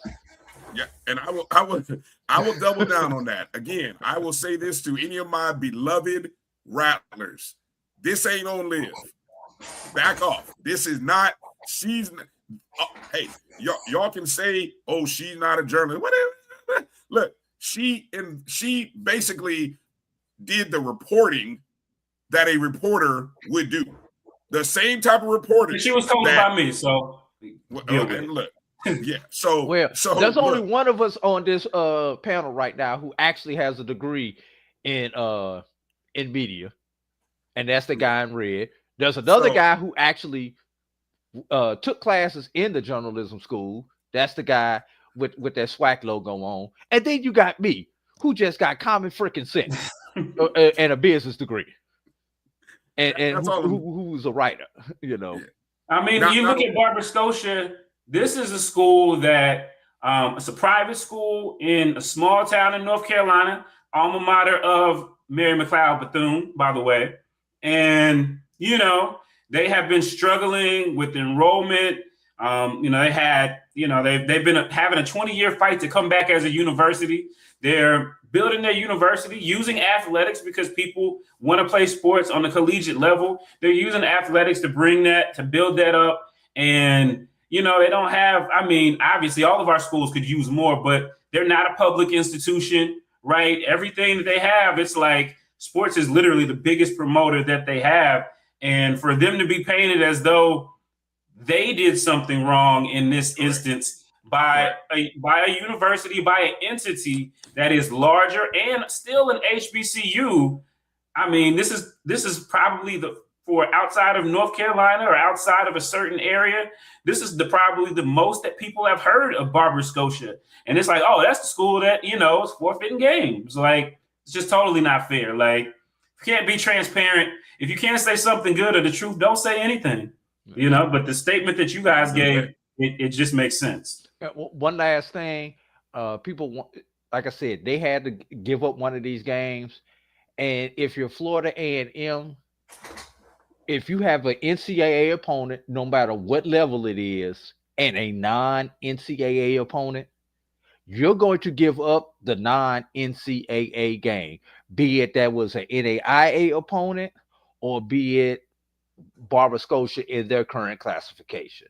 So when they mentioned about the classification, it had nothing to do with their accreditation as an institution. I need everybody to get that right. Say that louder, because that's another part that my beloved FAMU folks seem to be running with. That had nothing to do with it. It has nothing to do with the accreditation. And it's a stain on another HBCU.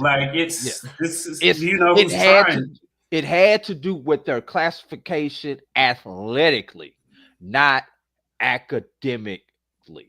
So I want to make sure I get this out. FAMU, y'all can cash app me for going out here and trying to save y'all ass. Cash App, Zelle, Venmo, I don't care. You have it in my account by 8:00 in the morning. Hey, let me add one other thing here.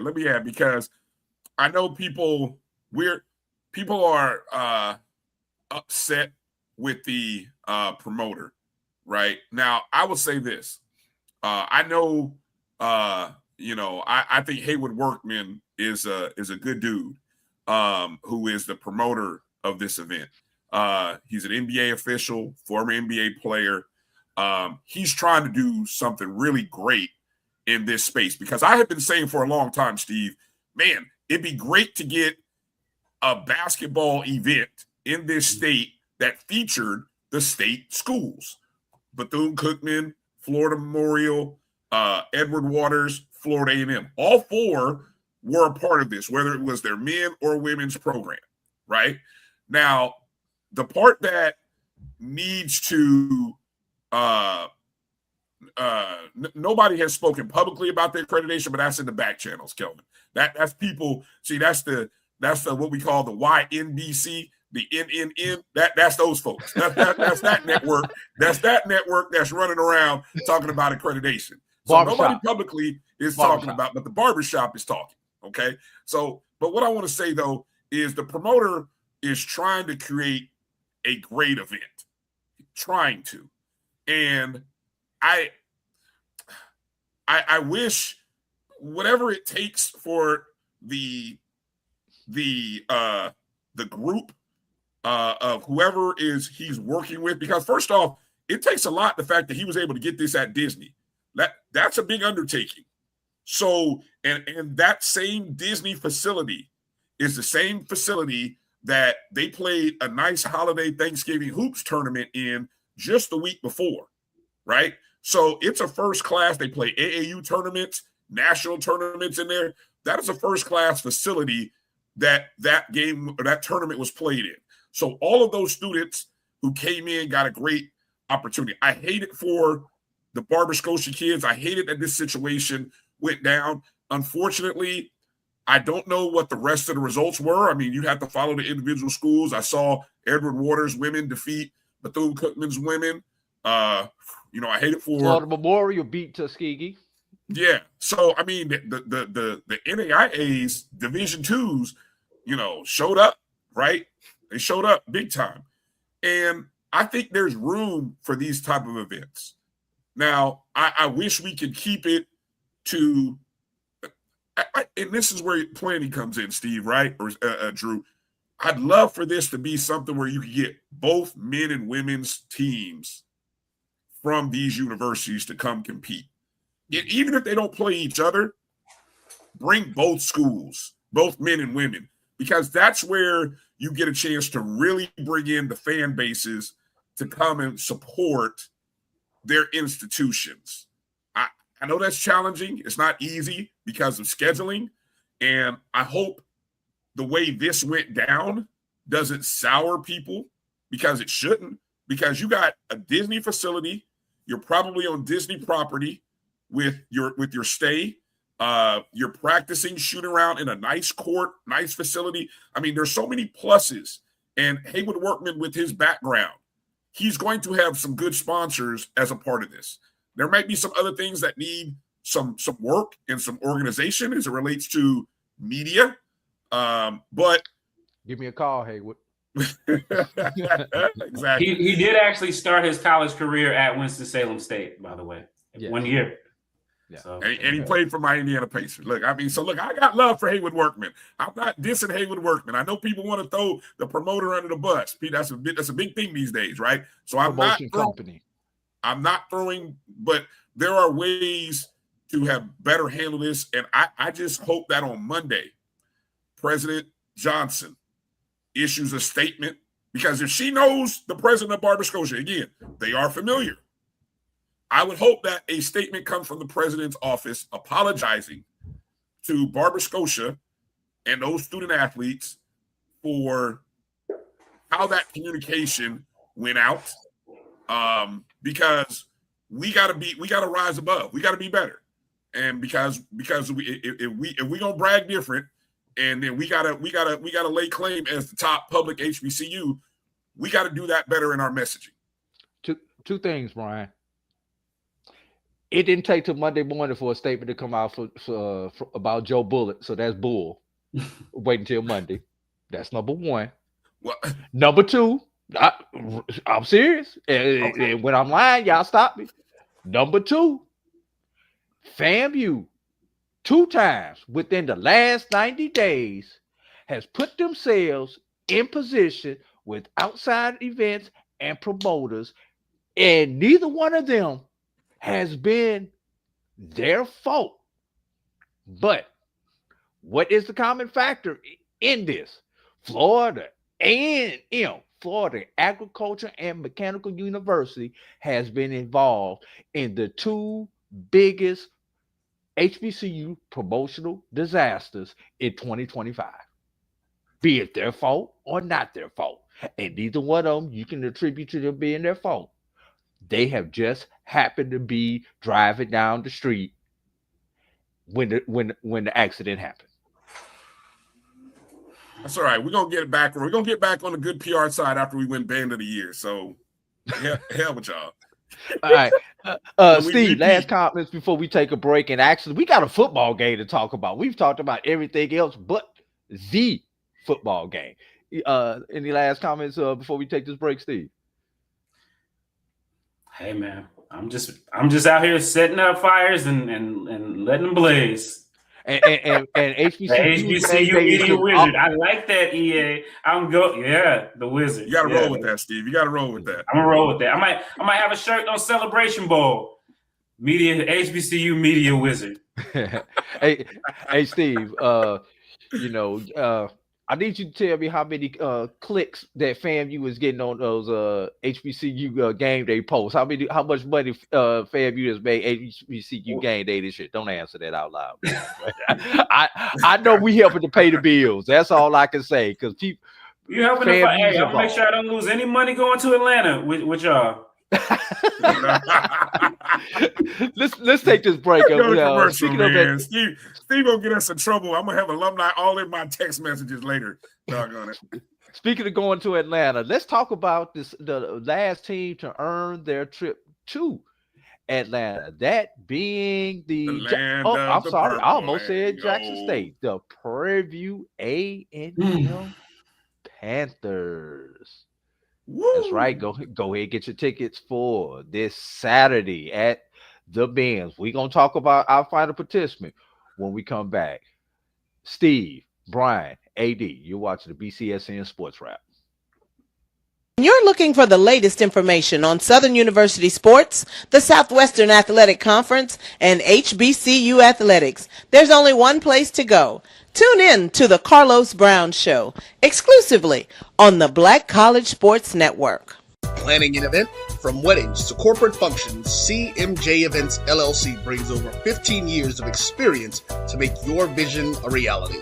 Based in Metro Atlanta and serving statewide, even internationally, we provide versatile event planning and authentic catering cuisines tailored to your needs. Whether it's pre-game meals for student athletes, fundraisers, weddings, corporate functions, CMJ Events LLC is your one-stop solution for exceptional service and unforgettable food. Our diverse culinary heritage means we cater to all cultural tastes, dietary needs, and food restrictions, making every meal uniquely yours. Let's make your next event unforgettable. Visit us on all social media at CMJ Events LLC or email us at cmjeventsllc@gmail.com. Also give us a call at 404-664-3882 so that we can start planning now. College football fans, a champion will rise in Atlanta on December 13th. MEAC champion, SWAC champion, the 10th Cricket Celebration Bowl, crowning an HBCU national champion. For event and ticket information, visit thecelebrationbowl.com.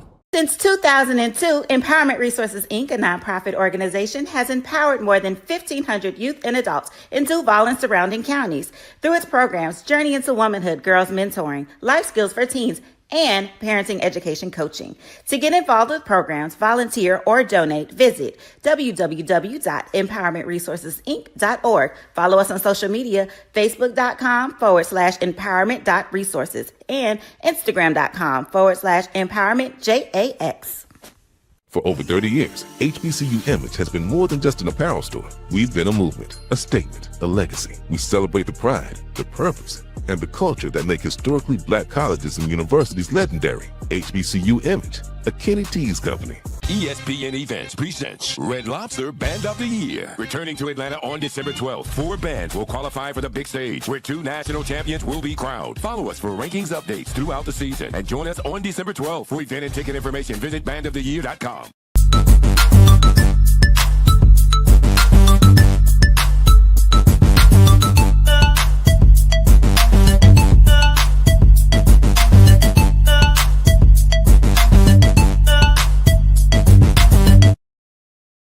We are back here on the BCSN Sports Wrap.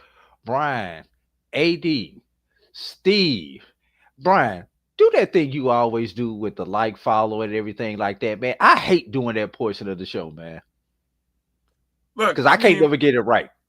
we need y'all to go ahead and hit the like button, hit the thumbs up and the like button. It doesn't take but a second. You guys are all in the chat rooms. We love it. All you gotta do is hit the button that's right there next to it. I mean, you may not always like what we say, but you like us. You're following the show. You're in the comments. You're having a good time chopping it up, and we appreciate and love and respect all of you. But do us a favor, hit the thumbs up and the like button, whether you're watching us on the YouTube feed or on the Facebook channels. Please, helps out the algorithm rhythms, blah blah blah, and helps our network page continue to grow. All right, and also, if you're a podcast listener, the BCSN Pod Zone is where you can go to aggregate and download all of the shows. Maybe you missed Dr. Cavill's Inside the HBCU Sports Lab this morning, or you missed Carlos Brown last night. She Say Sports yesterday as well. Go to the BCSN Pod Zone on all of your podcast platforms: Spotify, Amazon Music, iHeartRadio, Apple Podcasts, BCSN Pod Zone. Now back to AD Drew. And I'm gonna pull out my my government meetings, my Robert Rules of Order. Steve, same rights. Go ahead and give us the HBCU game day plugs before we get into our final segment. Oh, yeah. Well, for sure, you guys can follow us on HBCU Game Day on YouTube, Twitter, Instagram, all of that good stuff, but definitely HBCUGameDay.com.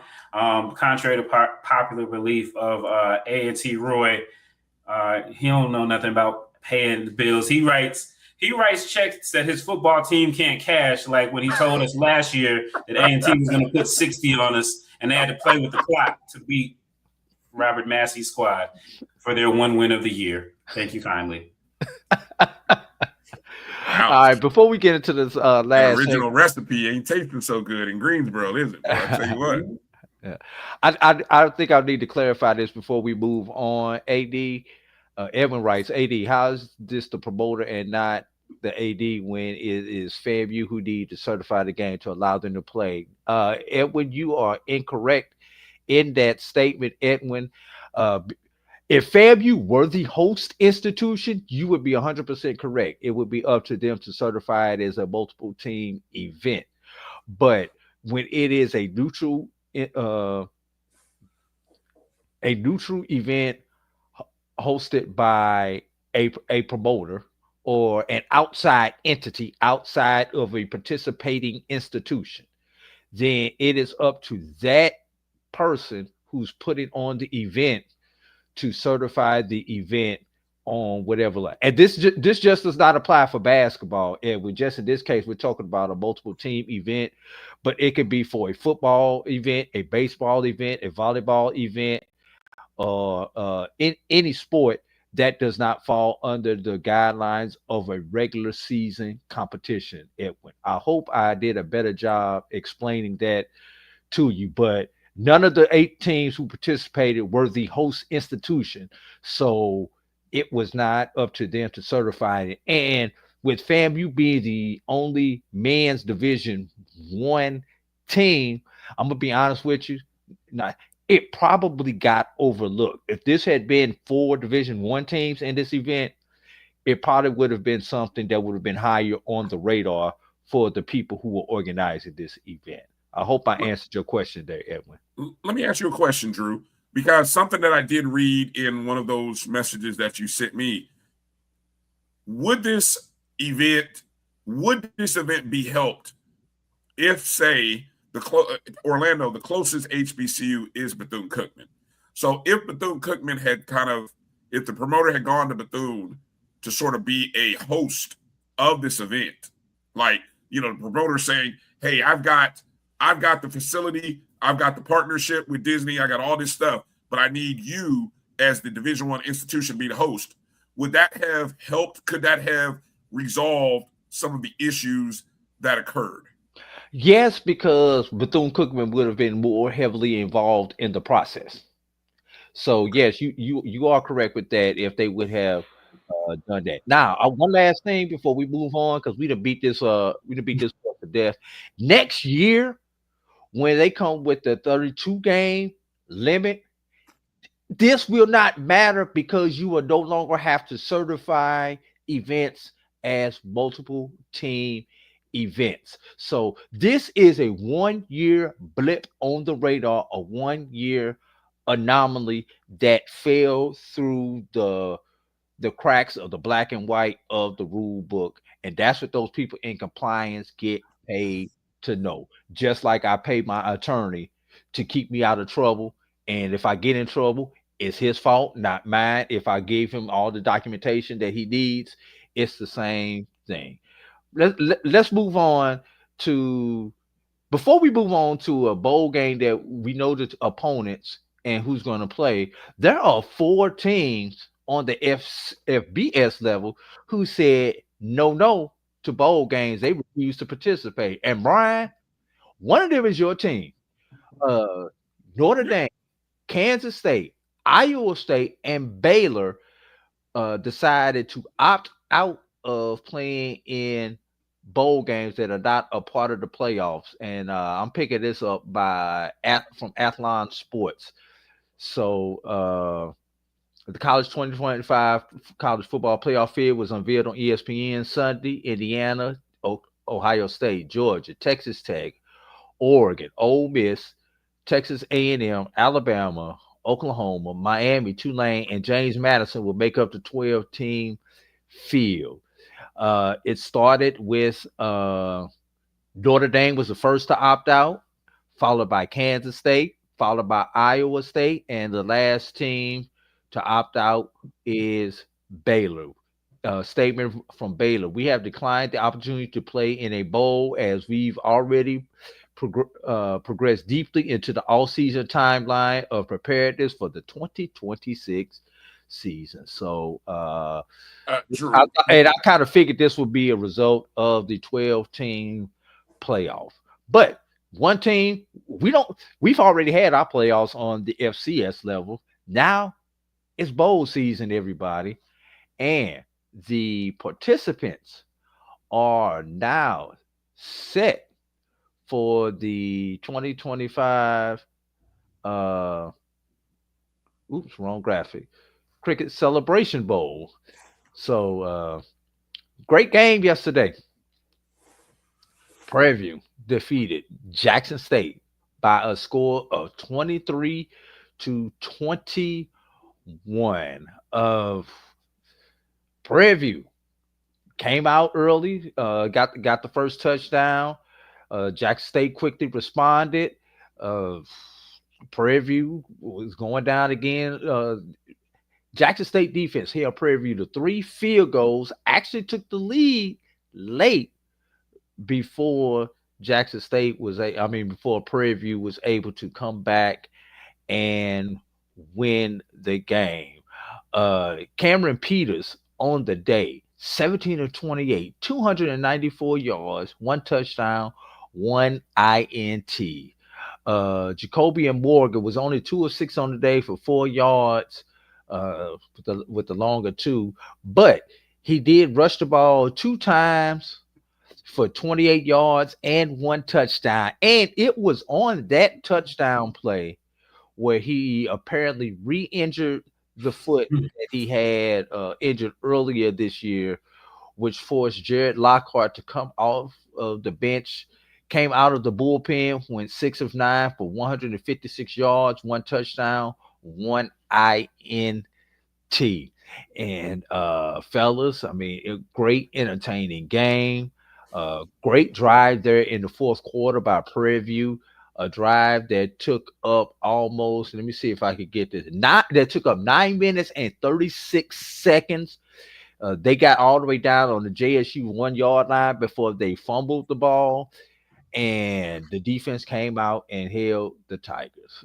Fellas, everybody on this podcast has seen it. The Jackson State faithful have been rather quiet in the chat rooms tonight after being a little vocal this morning on Dr. Cavill's Inside the HBCU Sports Lab. But I want to give you guys an opportunity to to comment on the game. We're gonna start with our guest, Mr. Stephen J. Gaither. Yeah, well, like I said, to be honest with you, yesterday I was at a family event, but obviously still keeping eyes on this game, and I was in the middle of pulling up the family photo album on my computer when my uncle told me about this. So, it's just, Jackson State all year, has been the front runner. I'm a voter for the FCS. Stats FCS poll, and they've been in the poll all year. Even with the loss, they've maintained in there. And I don't know. I guess at this point, you expect them to win. I think I saw it, and I know I saw it correctly, that this is the first time that the home team has actually lost since the SWAC has gone to this format of having the higher seed take the lead. So.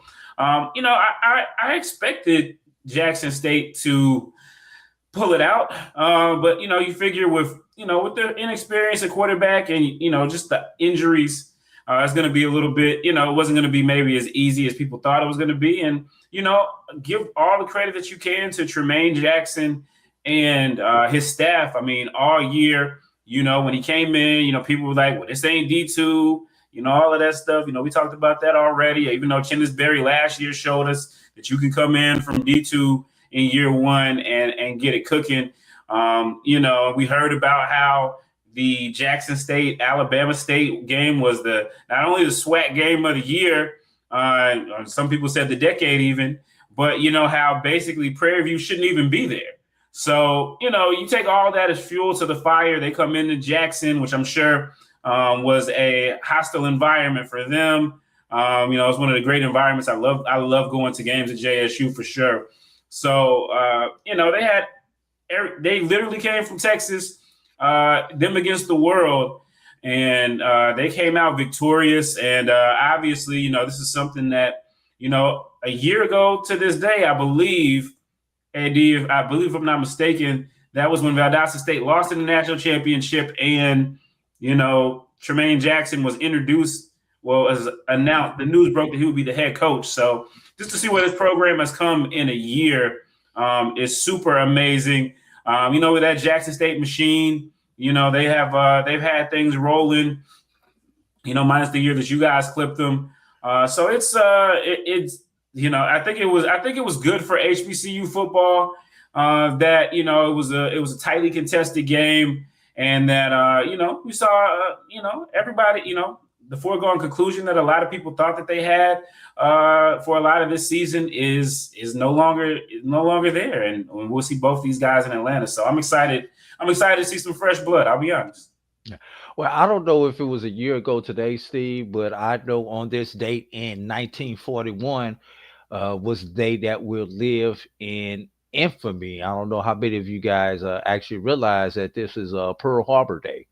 Mm-hmm. So, my grandfather fought in World War II. I'm pretty sure a lot of our grandparents or great grandparents did fight in World War II. So, shout out to those people who gave the ultimate sacrifice, or for those who came home during that particular war.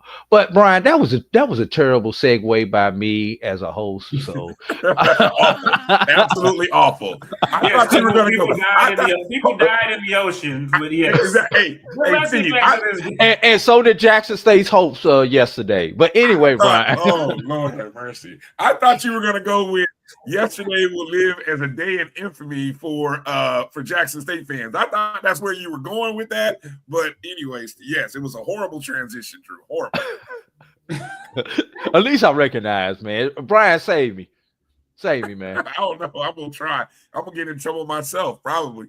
The ship is down. The ship is down. Oh, well, there you go, Steve. Look at you talking about a ship going down. Come on now. But anyway, look, you know how I look at things. I look at things when I saw the line. The opening line was Jackson State as an 8.5-point favorite. Big bells went off right there. I was like, what? We've got the number. We talked about this being the best in the new SWAC, the expansion SWAC. This is the best championship game that we have had. on a paper. true number one versus number two, with all respect to Alabama State, who is probably somewhere in that mix of 1, 2, and 3, right? We'd all say that there is a 2 tiers in the SWAC. There's those 3 teams and then everybody else. All right. So I was shocked to see 8.5 points. And I told people I would be floored if if Jackson State beat this team by more than a touchdown. If they beat Prairie View by more than a touchdown, I would be shocked. Now, I didn't have enough guts to put it on the money line, which was like plus 250. But I was definitely on the plus 8.5 and the under 53.5, because these are the 1 and 2 best defenses in the SWAC. And you saw for the better part of this game, you saw the best 2 defenses in the SWAC, right? And there were the moments that Prairie View was able to find a hole, so to speak, in the armor and chink in the armor of Jackson State, where they were able to score. And that was basically chiseled out by a man by the name of Cam Peters, who did some amazing things, right? The time of possession, when I look at just some interesting stats that I looked at, nearly 39 besides minutes. The fact that he rushed the ball 24 times for 100 yards and a touchdown. Look, I hadn't even got to that. I think the third down efficiency. Now, I know 10 for 21 doesn't sound great, but it's still pretty good compared to 2 for 10. I mean, so we're talking 10 of 21 is nearly 50%, folks, just under 50% versus 20% by Jackson State. Can I stop right there, Brian? The fact that you had twice as many third downs, you converted more third downs. You converted as many third downs as they had. Yes. And you kept the clock moving. And you kept the clock moving, which speaks to having nearly 39 minutes versus 21 minutes. So essentially what you did is with a team like Jackson State, a run-based team. Now, again, the number, 2 rushing offense in all of FCS football. The number 1 rushing offense in the SWAC. A better rushing team than they were a year ago. You basically shortened the game up on them and forced them to have to do the one little thing that Jackson State's offense doesn't do really well, especially not without Jacoby Morgan, is passing the ball. You took that away from them. And I thought that was great to see for Prairie View.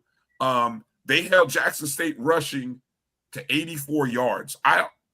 Outside of that FBS game that Jackson State played, and I don't know what the numbers were, I don't know if anybody held Jackson State under 100 yards all season, other than maybe that FBS team they played. I don't know the stats, so somebody.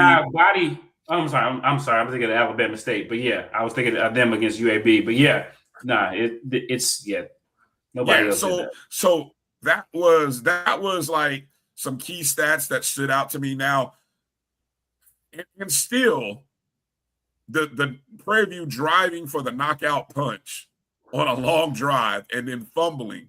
I was thinking to myself, how I'm gonna use this word loosely.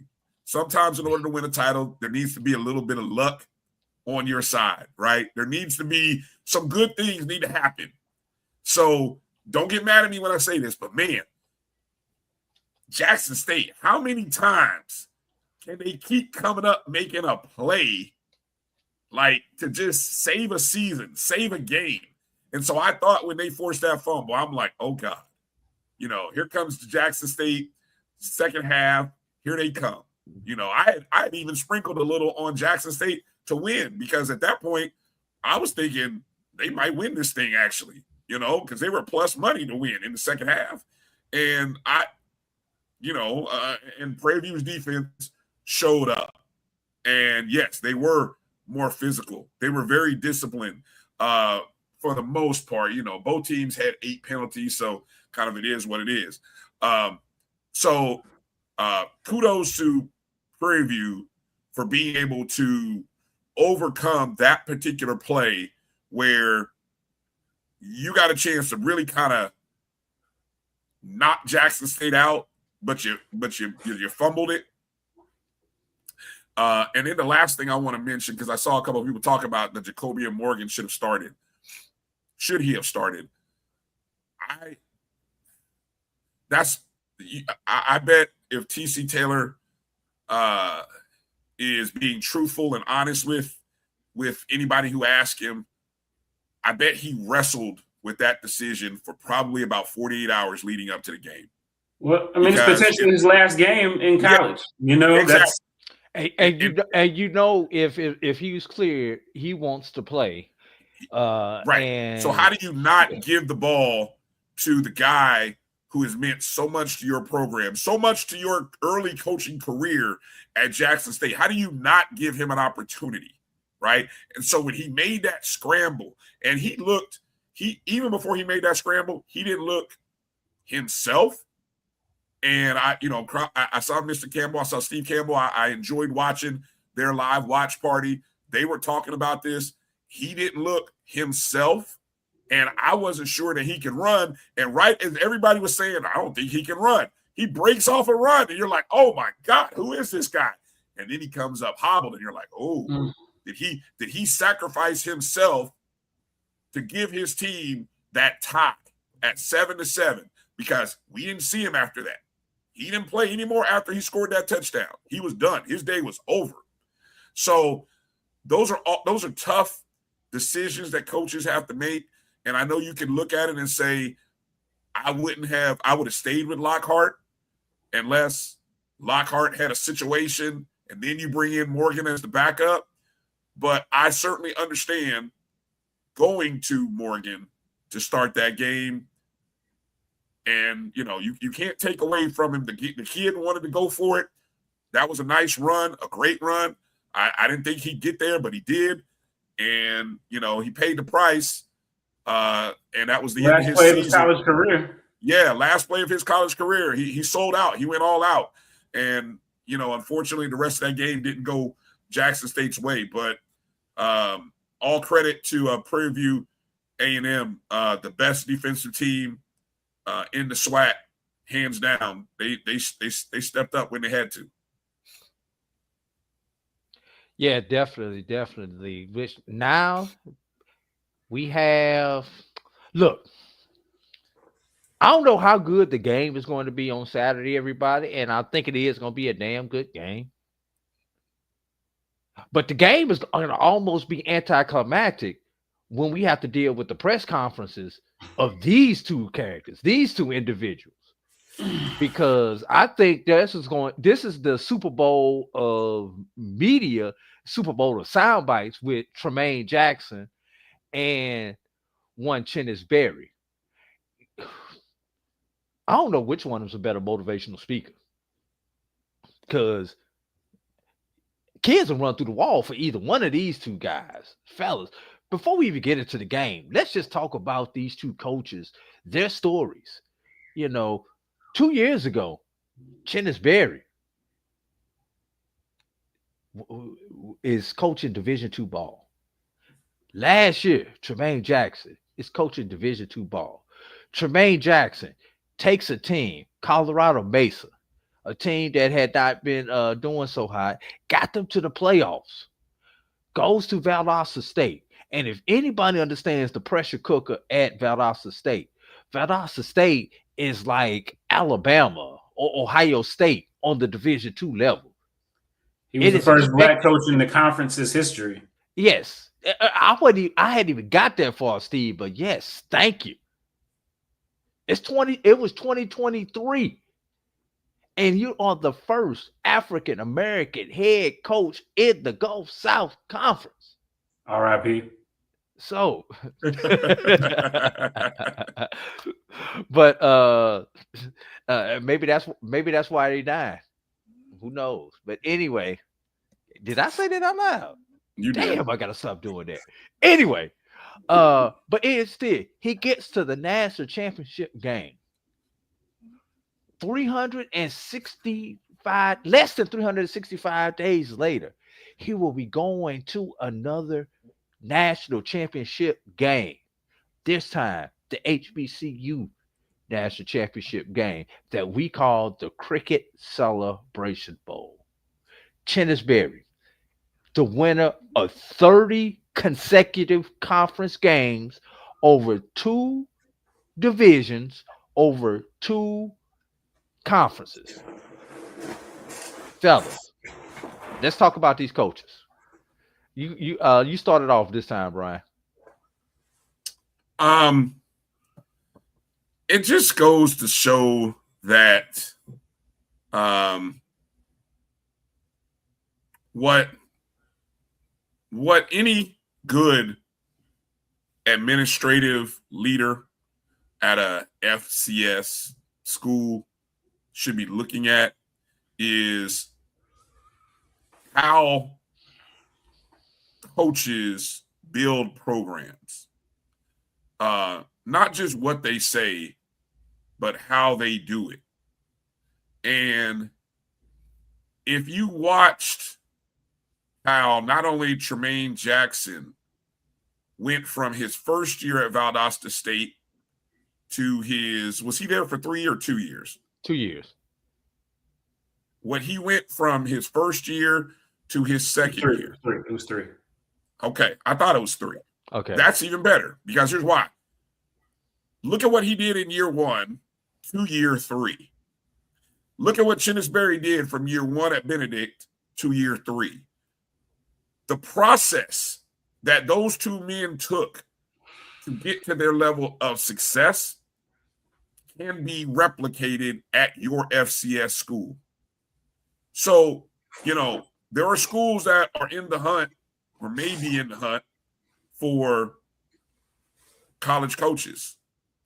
And I think it's eye-opening to see what Chennis Berry has done and what Tremaine Jackson has done, because it shouldn't be a surprise. I'm not surprised that Tremaine Jackson is there. Is he there a little bit ahead of schedule? Sure, I think so, right? But the process of how you make a good meal is there. Those men have it. All they needed to get is the right ingredients. And they brought some staff with them. They brought some ingredients with them. And then they took what other people already had in place and they turned that into something. So let that be a wake-up call to some of these schools out here that are looking or will be looking for coaches, because these two guys are great examples that you can come from the Division II level and you can lead an FCS program to the highest of heights, because their process of how they do what they do works and they're proven. So that's what's so fun and entertaining, and that's what really should be talked about, is the 3-year journey for both of them at the Division II level, and how they found success at a very high level at Benedict and Valdosta, and how they turned that success to success at an FCS school at South Carolina State and Prairie View A&M. Well, and it also helps, Brian, that they're not at an institution who likes to fire their coach after they have success in year 1 and fire them in year 2. Steve, I'm sorry, I wasn't supposed to go there. What you got to say, man? I think, Brian hit on all the major points, but, I will say, you talk about, I'm really looking forward to this, again, as someone who follows all levels of HBCU football, but obviously D2, again, you hear these things as far as D2 coaches and, people, even in the HBCU world, a lot of times there's a little bit of this is D2, blah, blah, blah. But, obviously last year what Chennis Berry did, getting to this point, losing to Jackson State, but getting to this point. And then you look at Tremaine Jackson this year, both of these guys, I think Brian did a great job painting that picture. So I'm looking forward to the press conferences. But even before that, I'm looking forward to Thursday night, I think it is, when the two teams match up, 2 teams show up at the College Football Hall of Fame, if that's going to happen again this year. That's one of my favorite moments. Last year got a chance to see that up close and personal. Both teams kind of fill each other out and everything like that. So, but I think it's great. Like I said, like we talked about earlier, there's so many ways now that, you can fill a coaching vacancy. You can look for, an NFL guy and plug them in right away. And we've seen people have success there. But then, there still are coaches that, come up through the ranks and are able to build their programs. And yes, they can work at the FCS HBCU level as well. So again, Dr. Alvin Parker and also Maurice Flowers, take them away from the CIAA. I'm just kidding. No, it's but there's some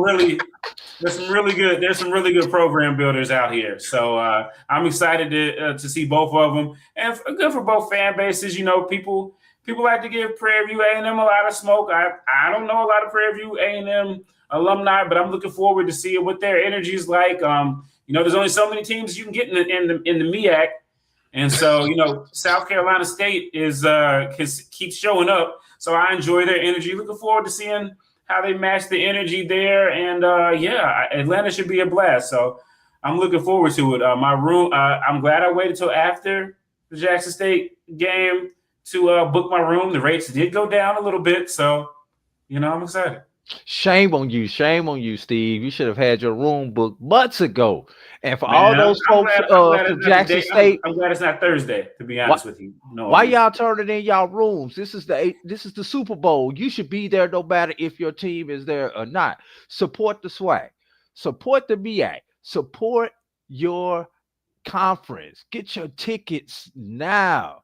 Go to Cricket Celebration Bowl. Go to the celebrationbowl.com. Get your tickets. They still have plenty of ticket packages available. And Steve, speaking of rooms, there's still plenty of rooms under $150 for this event this weekend. Plenty of tickets under $150 per. Plenty of rooms for under $150 per night. Those of y'all flying out of Dallas or Houston into Atlanta, round trips under $300. Sounds like a plan to me, Steve. I don't know about you, Brian. Drew, did those tickets open up after all the Jackson State people canceled? Is that what happened? Did those tickets open up to those hotels? No, because I'm sure there had to be a lot of hotels that opened up availability. Those prices were already like that, Brian. Oh, okay.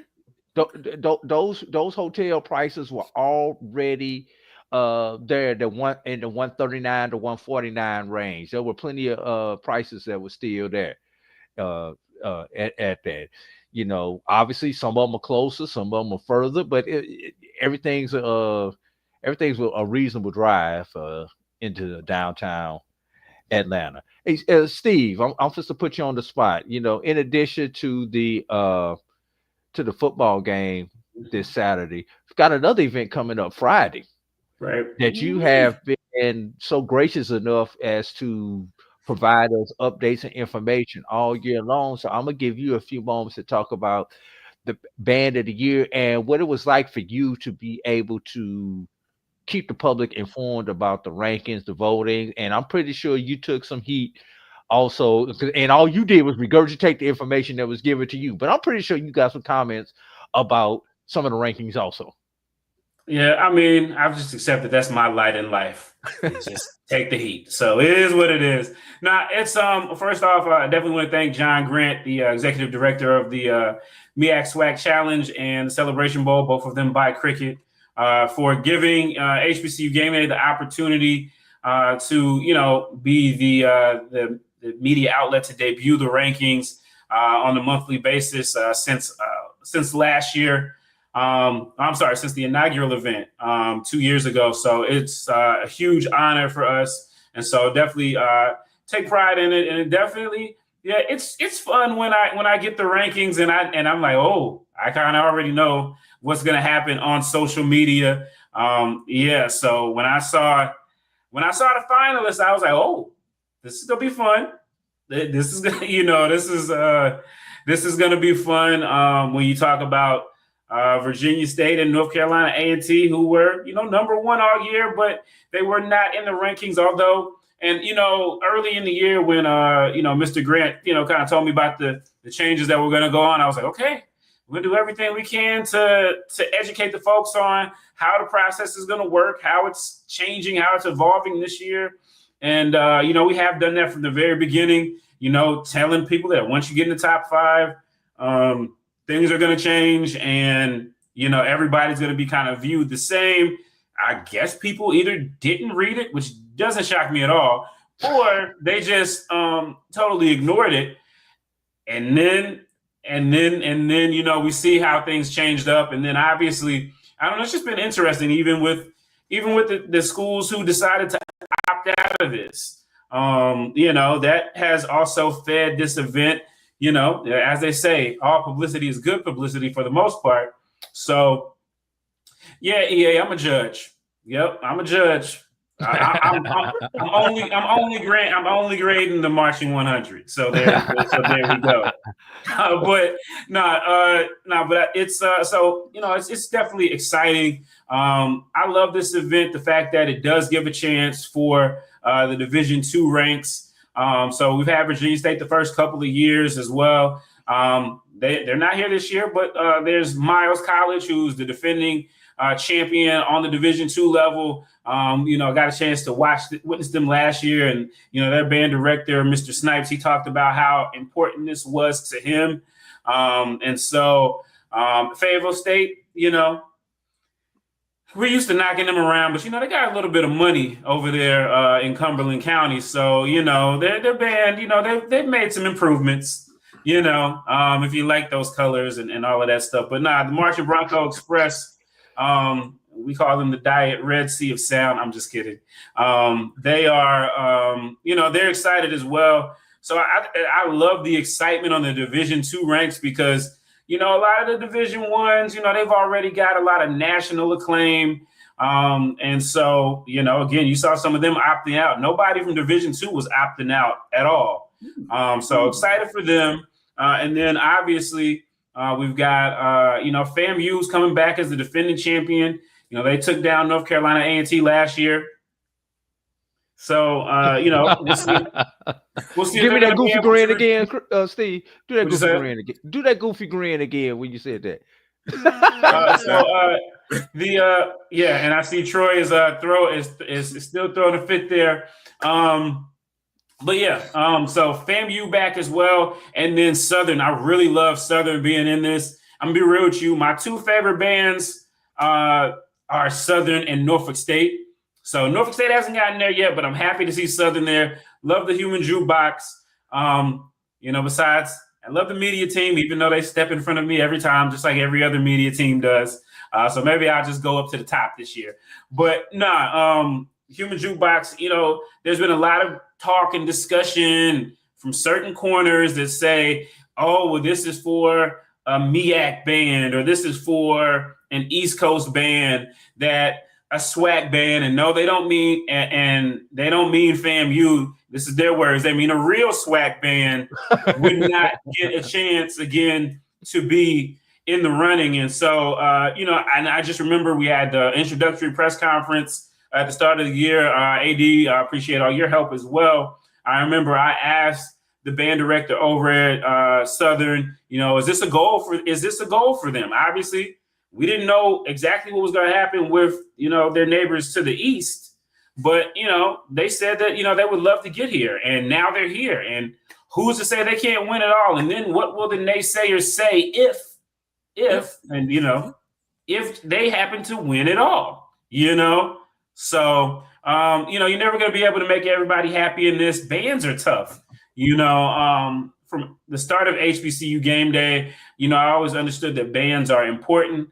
I'm not a band person myself per se. I have picked up some things other in the years, but one of the things for me was always tough is like, how can you grade things and stuff like that? But obviously they've come up with a system that they have. And, it's tough. You're never going to make everybody happy. But I think this is a good event. And best of all these bands are going to get paid. They're going to get money. And I know some people don't think they need it. Hopefully you're not selling fish shapes, plates and sandwiches to get where you need to go. But I know these bands are happy that they're in it, and we'll see what happens. It's a great event. I'm looking forward to it. Before I pass on to Brian, I just got 3 quick comments. You talk about the money, Steve. I need people to think about it like this. And we've got bands that perform all over the world, the Rose Bowl parade, Macy's Thanksgiving Day parade, etc., etc. But you know what, everybody? They have to raise money to go to those events. They don't get paid to go to those events. They are getting paid to go to this event, everybody. So, wow, you may not think it's important. You may think the judging is bogus or whatever. These bands are getting paid to go to this event. Every other event they participate in, these other balloting bands, these parades and things like that, 9 times out of 10, they're having to raise money. Like you say, Steve, selling chicken plates. That's number one. Number two, I need you guys to think about how these teams got here. And we're sports fans. We're all familiar with the AAU process. All those rankings you did such a great job putting out, Steve. It was like pool play at an AAU basketball tournament. It's pool play. Brian, you know this. We didn't coach AAU basketball. You do what you want to in pool play. Now it's bracket play. That's what it was once you got to the top 5. It was bracket play. And now these are the 2 teams that are meeting in the championship game. And number 3, there have been 2 bands who have started the year in Atlanta and finished the year in Atlanta. Those 2 bands are facing each other for the Division I Band of the Year championship. Florida A&M started the year in 2024 in Atlanta, finished the year in 2024 in Atlanta. Southern started 2025 in Atlanta and finished the year 2025 in Atlanta. We're going to see who brings home the championship this year. Brian, your comments on Band of the Year. Well, first off, it's great to see institutions that accept being judged. First off, secondly, I have no expectation of Florida A&M winning this. I'm going to be a bit of a conspiracy theorist about this. And this is Southern's to lose. That's what I'm telling you now. This is Southern's to lose. And I say that as good and as dominant of a performance that I expect from Florida A&M. In the back of my mind, I'm going to play conspiracy theorists like some of y'all in the chat room love to do, right? I firmly believe, because like what you said, Steve, the old SWAC, right? The SWAC bands, this is for them. This is their opportunity. This is their opportunity. Southern is standing up for the reputation of the SWAC bands, the boom who don't want to be here, the marching gold. Well, Prairie View's band is they got activities and things to do. Ocean of Soul.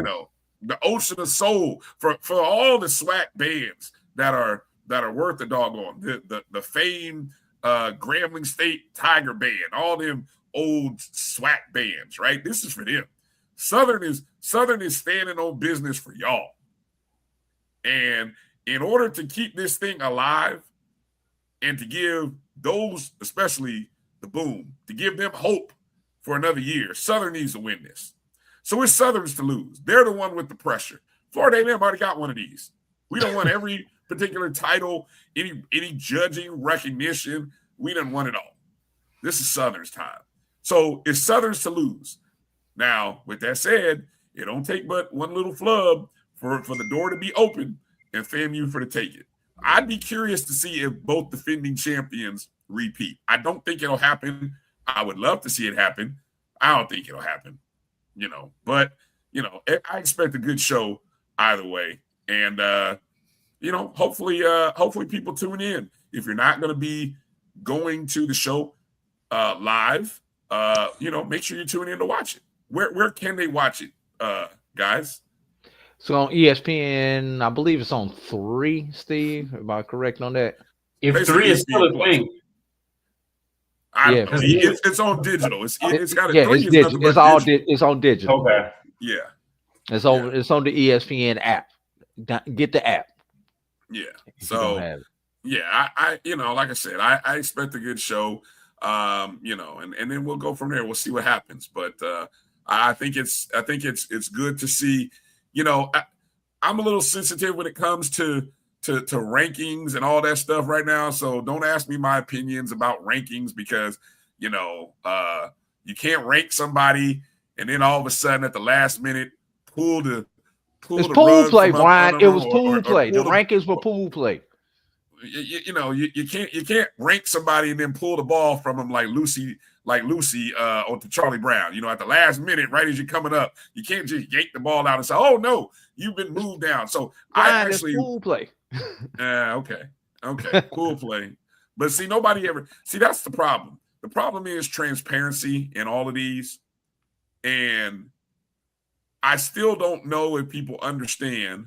Just like we don't understand what the hell the CFP show and selection and all the hell they do. What a mess that is. But just, I don't know if people really understand how the rankings work. I know you guys try to do a great job with it, Steve, every week, or it's not even every week. It's like how many times during the year? It's every month, September, October, November. Okay. But so and just again, just pulling the veil behind the veil back a little bit. Because of the time of the year for this event, there are some things that are required for the bands. In terms of housing, in terms of and things like that, and the first couple years when they did the first 2. Sometimes there are some challenges, right? Sometimes some schools are more ready than others. Not saying that was the situation here, but I do know some schools are more ready than others. Some people, and so I think what happened is they wanted to make sure they had a bigger pool, a bigger pool. So they weren't just waiting on the top 2. You know what I mean? So there was a lot of behind the scenes thing there. But again, they did say from the beginning of the year, top 5 all equal. So hate it or love it. It wasn't that it wasn't that it wasn't possible. So no, it's not gonna make anybody feel well at A&T or NCAT or VSU, but that's kind of where we are. Gotcha. Also want to let everybody know there are 2 great high school bands who are here. Westlake and New Manchester. And those who do not know the story of how important this is to the high school bands, the defending high school champion did not repeat and did not come back because they will be performing in London right after this event. So their equipment is being shipped overseas. So they had no equipment to perform. But the reason they got that appearance in London was largely due to them winning the high school division of the Band of the Year. So to say this event does not matter, it matters both for our colleges and good for them. Our high schools. Good. Yeah. So we've been here a long time. It's time for us to get ready to get out of here. So it's time for our parting shot. So Steve, we're gonna start with you. Anything you want to get out there before we head off this show? Really excited. This is obviously the Celebration Bowl this weekend. I've been blessed to be at every one in person and cover them all from the beginning. And so looking forward to it. I think we're going to get a great game also. But just, it's something I look forward to every year. It's built into my schedule. And And so I'm excited about that. And then obviously tomorrow down the road at Winston-Salem State, they're going to have the introductory press conference for our new head coach. So I know a lot of us are pretty excited about that. So looking forward to it. And also got a couple other interviews this week, including with the president of Livingstone, Dr. Davis, who is who has fully recovered from his kidney transplant. So we're working on getting that interview done. One of the great stories of the year, too. So a lot going on at the end of this year, but I'm just excited and appreciate the opportunity to come in and talk with you guys. I approached AD Drew and asked, could I come on? He was gracious enough to allow me to come on. So I'm sure some of the FAMU faction may not want to see me back again, but I enjoyed it. So yeah, I will make a confession, Steve. About 2 hours before you sent me that text, Brian had sent me a text like, I will be late coming on the show tonight. See if you can find somebody else to come on, or let's push the show time back an hour. And then I'll be doggone if you don't send me a text, man. So, hey, God works in mysterious ways, man. So must have knew he must have knew I needed some help tonight and sent you my way, man. So we do appreciate you for being on. Brian, what you got for us, man? Before I talk about the upcoming Celebration Bowl, I'm gonna take a little sidebar. You had sidebarred earlier talking about the college football playoffs, and you all know, growing up in Indiana, where I was raised, I keep telling people Indiana is now a football state officially. I told y'all last year when we had 2 teams in the playoffs, and Florida and Alabama had 0. Right. This year is the market correction. This is the establishment taking it out on a football state. And so I know while a lot of people think that the fact that Notre Dame chose to opt out of playing in a bowl game is some major news, I came across this great tweet by somebody that I follow who follows the Vegas markets. And this is the tweet. I'm gonna just read it and I'm gonna move on to my celebration tape. Sums it up perfectly. Y'all are hypocrites on Notre Dame opting out. ... If your company told you for weeks you'd be getting a promotion as long as you showed up and did your job, only to give it to someone else at the last minute they said was inferior, would you show up to the optional Christmas party? So I'm gonna just leave that there. Me personally, I wouldn't show up. Now, some of y'all might, but I wouldn't. So I'm on to 2026. We on to 2026, and I hope Indiana football runs through everybody and wins the national championship. Now, with that said, as I look at our HBC national, one thing who Signetti didn't run through, Winston-Salem State in 2012. Kynell Maynard beat him. So well said. On to the Celebration Bowl, South Carolina State at Prairie View. What's interesting is Prairie View, something to keep in mind, and I don't know what the opening number will be. Prairie View is now 9-3 against the spread this season. South Carolina State 6-6. Looking at Massey ratings, early prediction of the game, the computer metrics say that South Carolina State will win this game by a score of 28-24. So a margin of 3.5. So the question is, will South Carolina State be a favorite when the opening numbers come out probably sometime Thursday? I will tell you that if South Carolina State is, which I honestly would be surprised if they are, but I think they will be, can't wait to get behind the dogs this time. I'm gonna be barking all weekend. I'm gonna be wearing. I don't wear purple and gold, but I got a shirt via my friend Dr. Cavill. I lost a bet to him, and I got one Prairie View A&M shirt, and I may have to wear it this weekend because I'm gonna be backing those dogs and who will be in Atlanta in the land of purple and gold. And I'm telling you now, watch out for Prairie View. They will be the underdogs. Not the Bulldogs, the underdogs. They will be the underdogs. I think they will be the underdogs according to the Vegas number. Because I do think that they look at these data, the computer metrics when they make these opening numbers, and then of course money will move the line one way or the other. But yeah, South Carolina State is a higher rated team. And so I expect them to come in at about a 3.5 point favorite. I'm all over that. Prairie View, I'm all over. I'm rolling with the hot team right now. And so I'll be back in Prairie View this weekend. But I expect a good game. And like you guys said, I can't wait to see the coverage this week, and hopefully we all get behind and support this game and these teams, and somehow try to put our pettiness to the side for a few days at least. Good luck with that.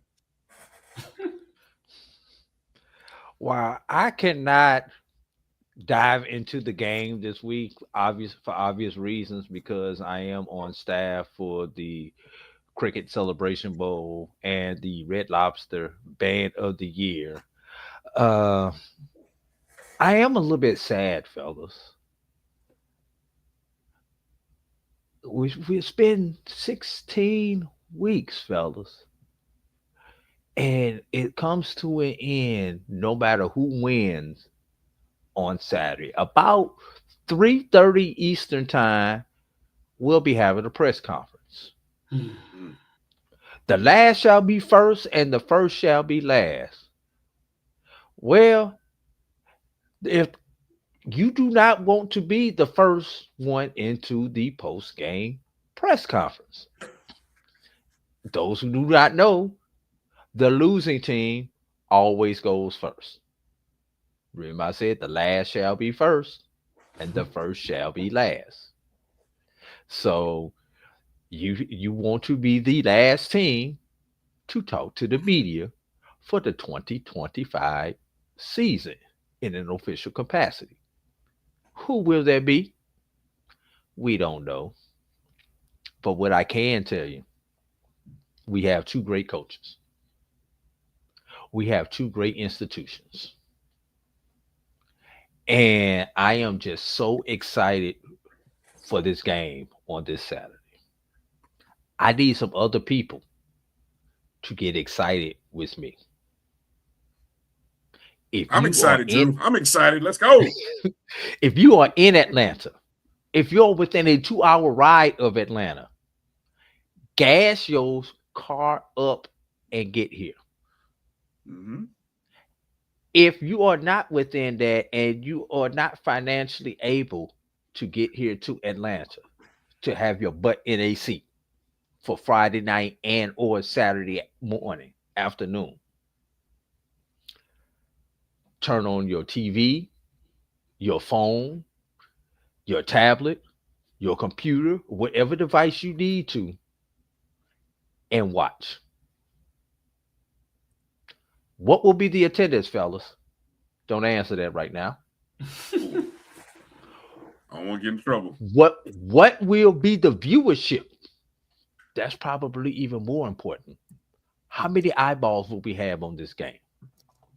This is the opening of the new Coca-Cola Bowl season. The Coca-Cola Bowl season opens in the home of Coca-Cola. And two HBCUs get to open the first Coca-Cola Bowl season. The first time a corporate sponsor has ever been allowed to attach their name to the entire bowl season.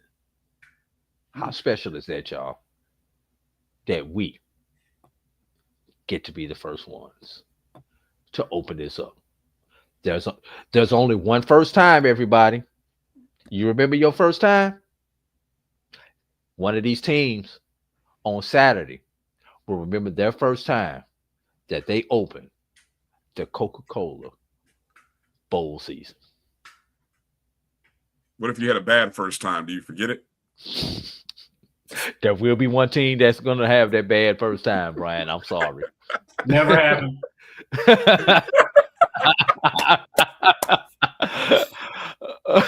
Not over here.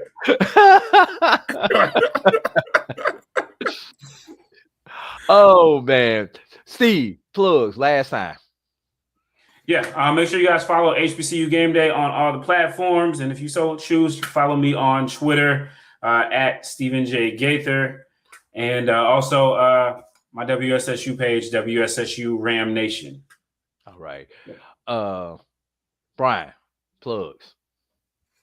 Make sure to check out the ONG Strike Zone on Wednesday. Talking all things FAMU, 8 o'clock Eastern, 7 Central. We got a lot to talk about. I'm no sure Monday night review. No Monday night review this Monday. I think we're gonna try to get back to the review the following Monday. We got to do a end of the season review. We got to lay out and wait to see how some things develop. Maybe a press conference. Maybe I won't be the only one at an introductory press conference this week. Who knows? Stop it. Just saying. I don't know anything. Good Ram time over here. I know nothing. So, yes. So, Wednesday, 8 o'clock Eastern, 7 Central. So we look forward to talking. And did you see those poll results? Shout out to everybody who answered in the poll. Another reason why I'm telling you South Carolina State's going to be a favorite. The public's going to be on South Carolina State. Y'all go ahead and keep put your money where your mouth is. I'm back in the purple and gold. All right there. Wow, man, this has been such a great pleasure, fellas, with you guys joining us here on the BCSN Sports Wrap. Also, tomorrow, 11 o'clock Eastern, the coaches have their first press conference. It's a Zoom press conference. Many members of the media will be there, so look for people to drop stories on their Zoom press conference tomorrow. Brian, who drops the first sound? Who drops the most interesting soundbite in tomorrow's press conference? Who you got, Brian? Tremaine Jackson by a wide margin, because Chinnisberry has been here before. Now, if anything, it'll be interesting to see how people address the Chinnisberry big game story, because he is now 0 for 3. 0-3 in the last 3 years. So that's an interesting storyline. We're just gonna go 1-0. That's all. There you go. See, there you go. So the least interesting guy in the room is gonna be Chinnisberry because he's been there before. Who drops the most interesting line tomorrow, Steve? I'm gonna go with Tremaine. I'm gonna go with him. He'll be the most meme worthy. Yeah, we're just gonna get. We know we're gonna get from Chinnis 1-0 and go Dogs. And the preparation and the perspiration and the elevation and the elevators and all of that good stuff. Every other Asian. So, but whoever it is, it's all coach speak, because the real thing happens Saturday. So with that, it's time to pick up this show and get out of here, everybody.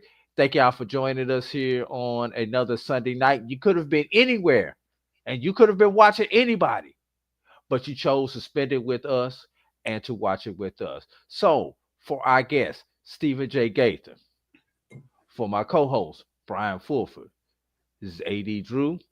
We see you in Atlanta Friday night, Saturday afternoon.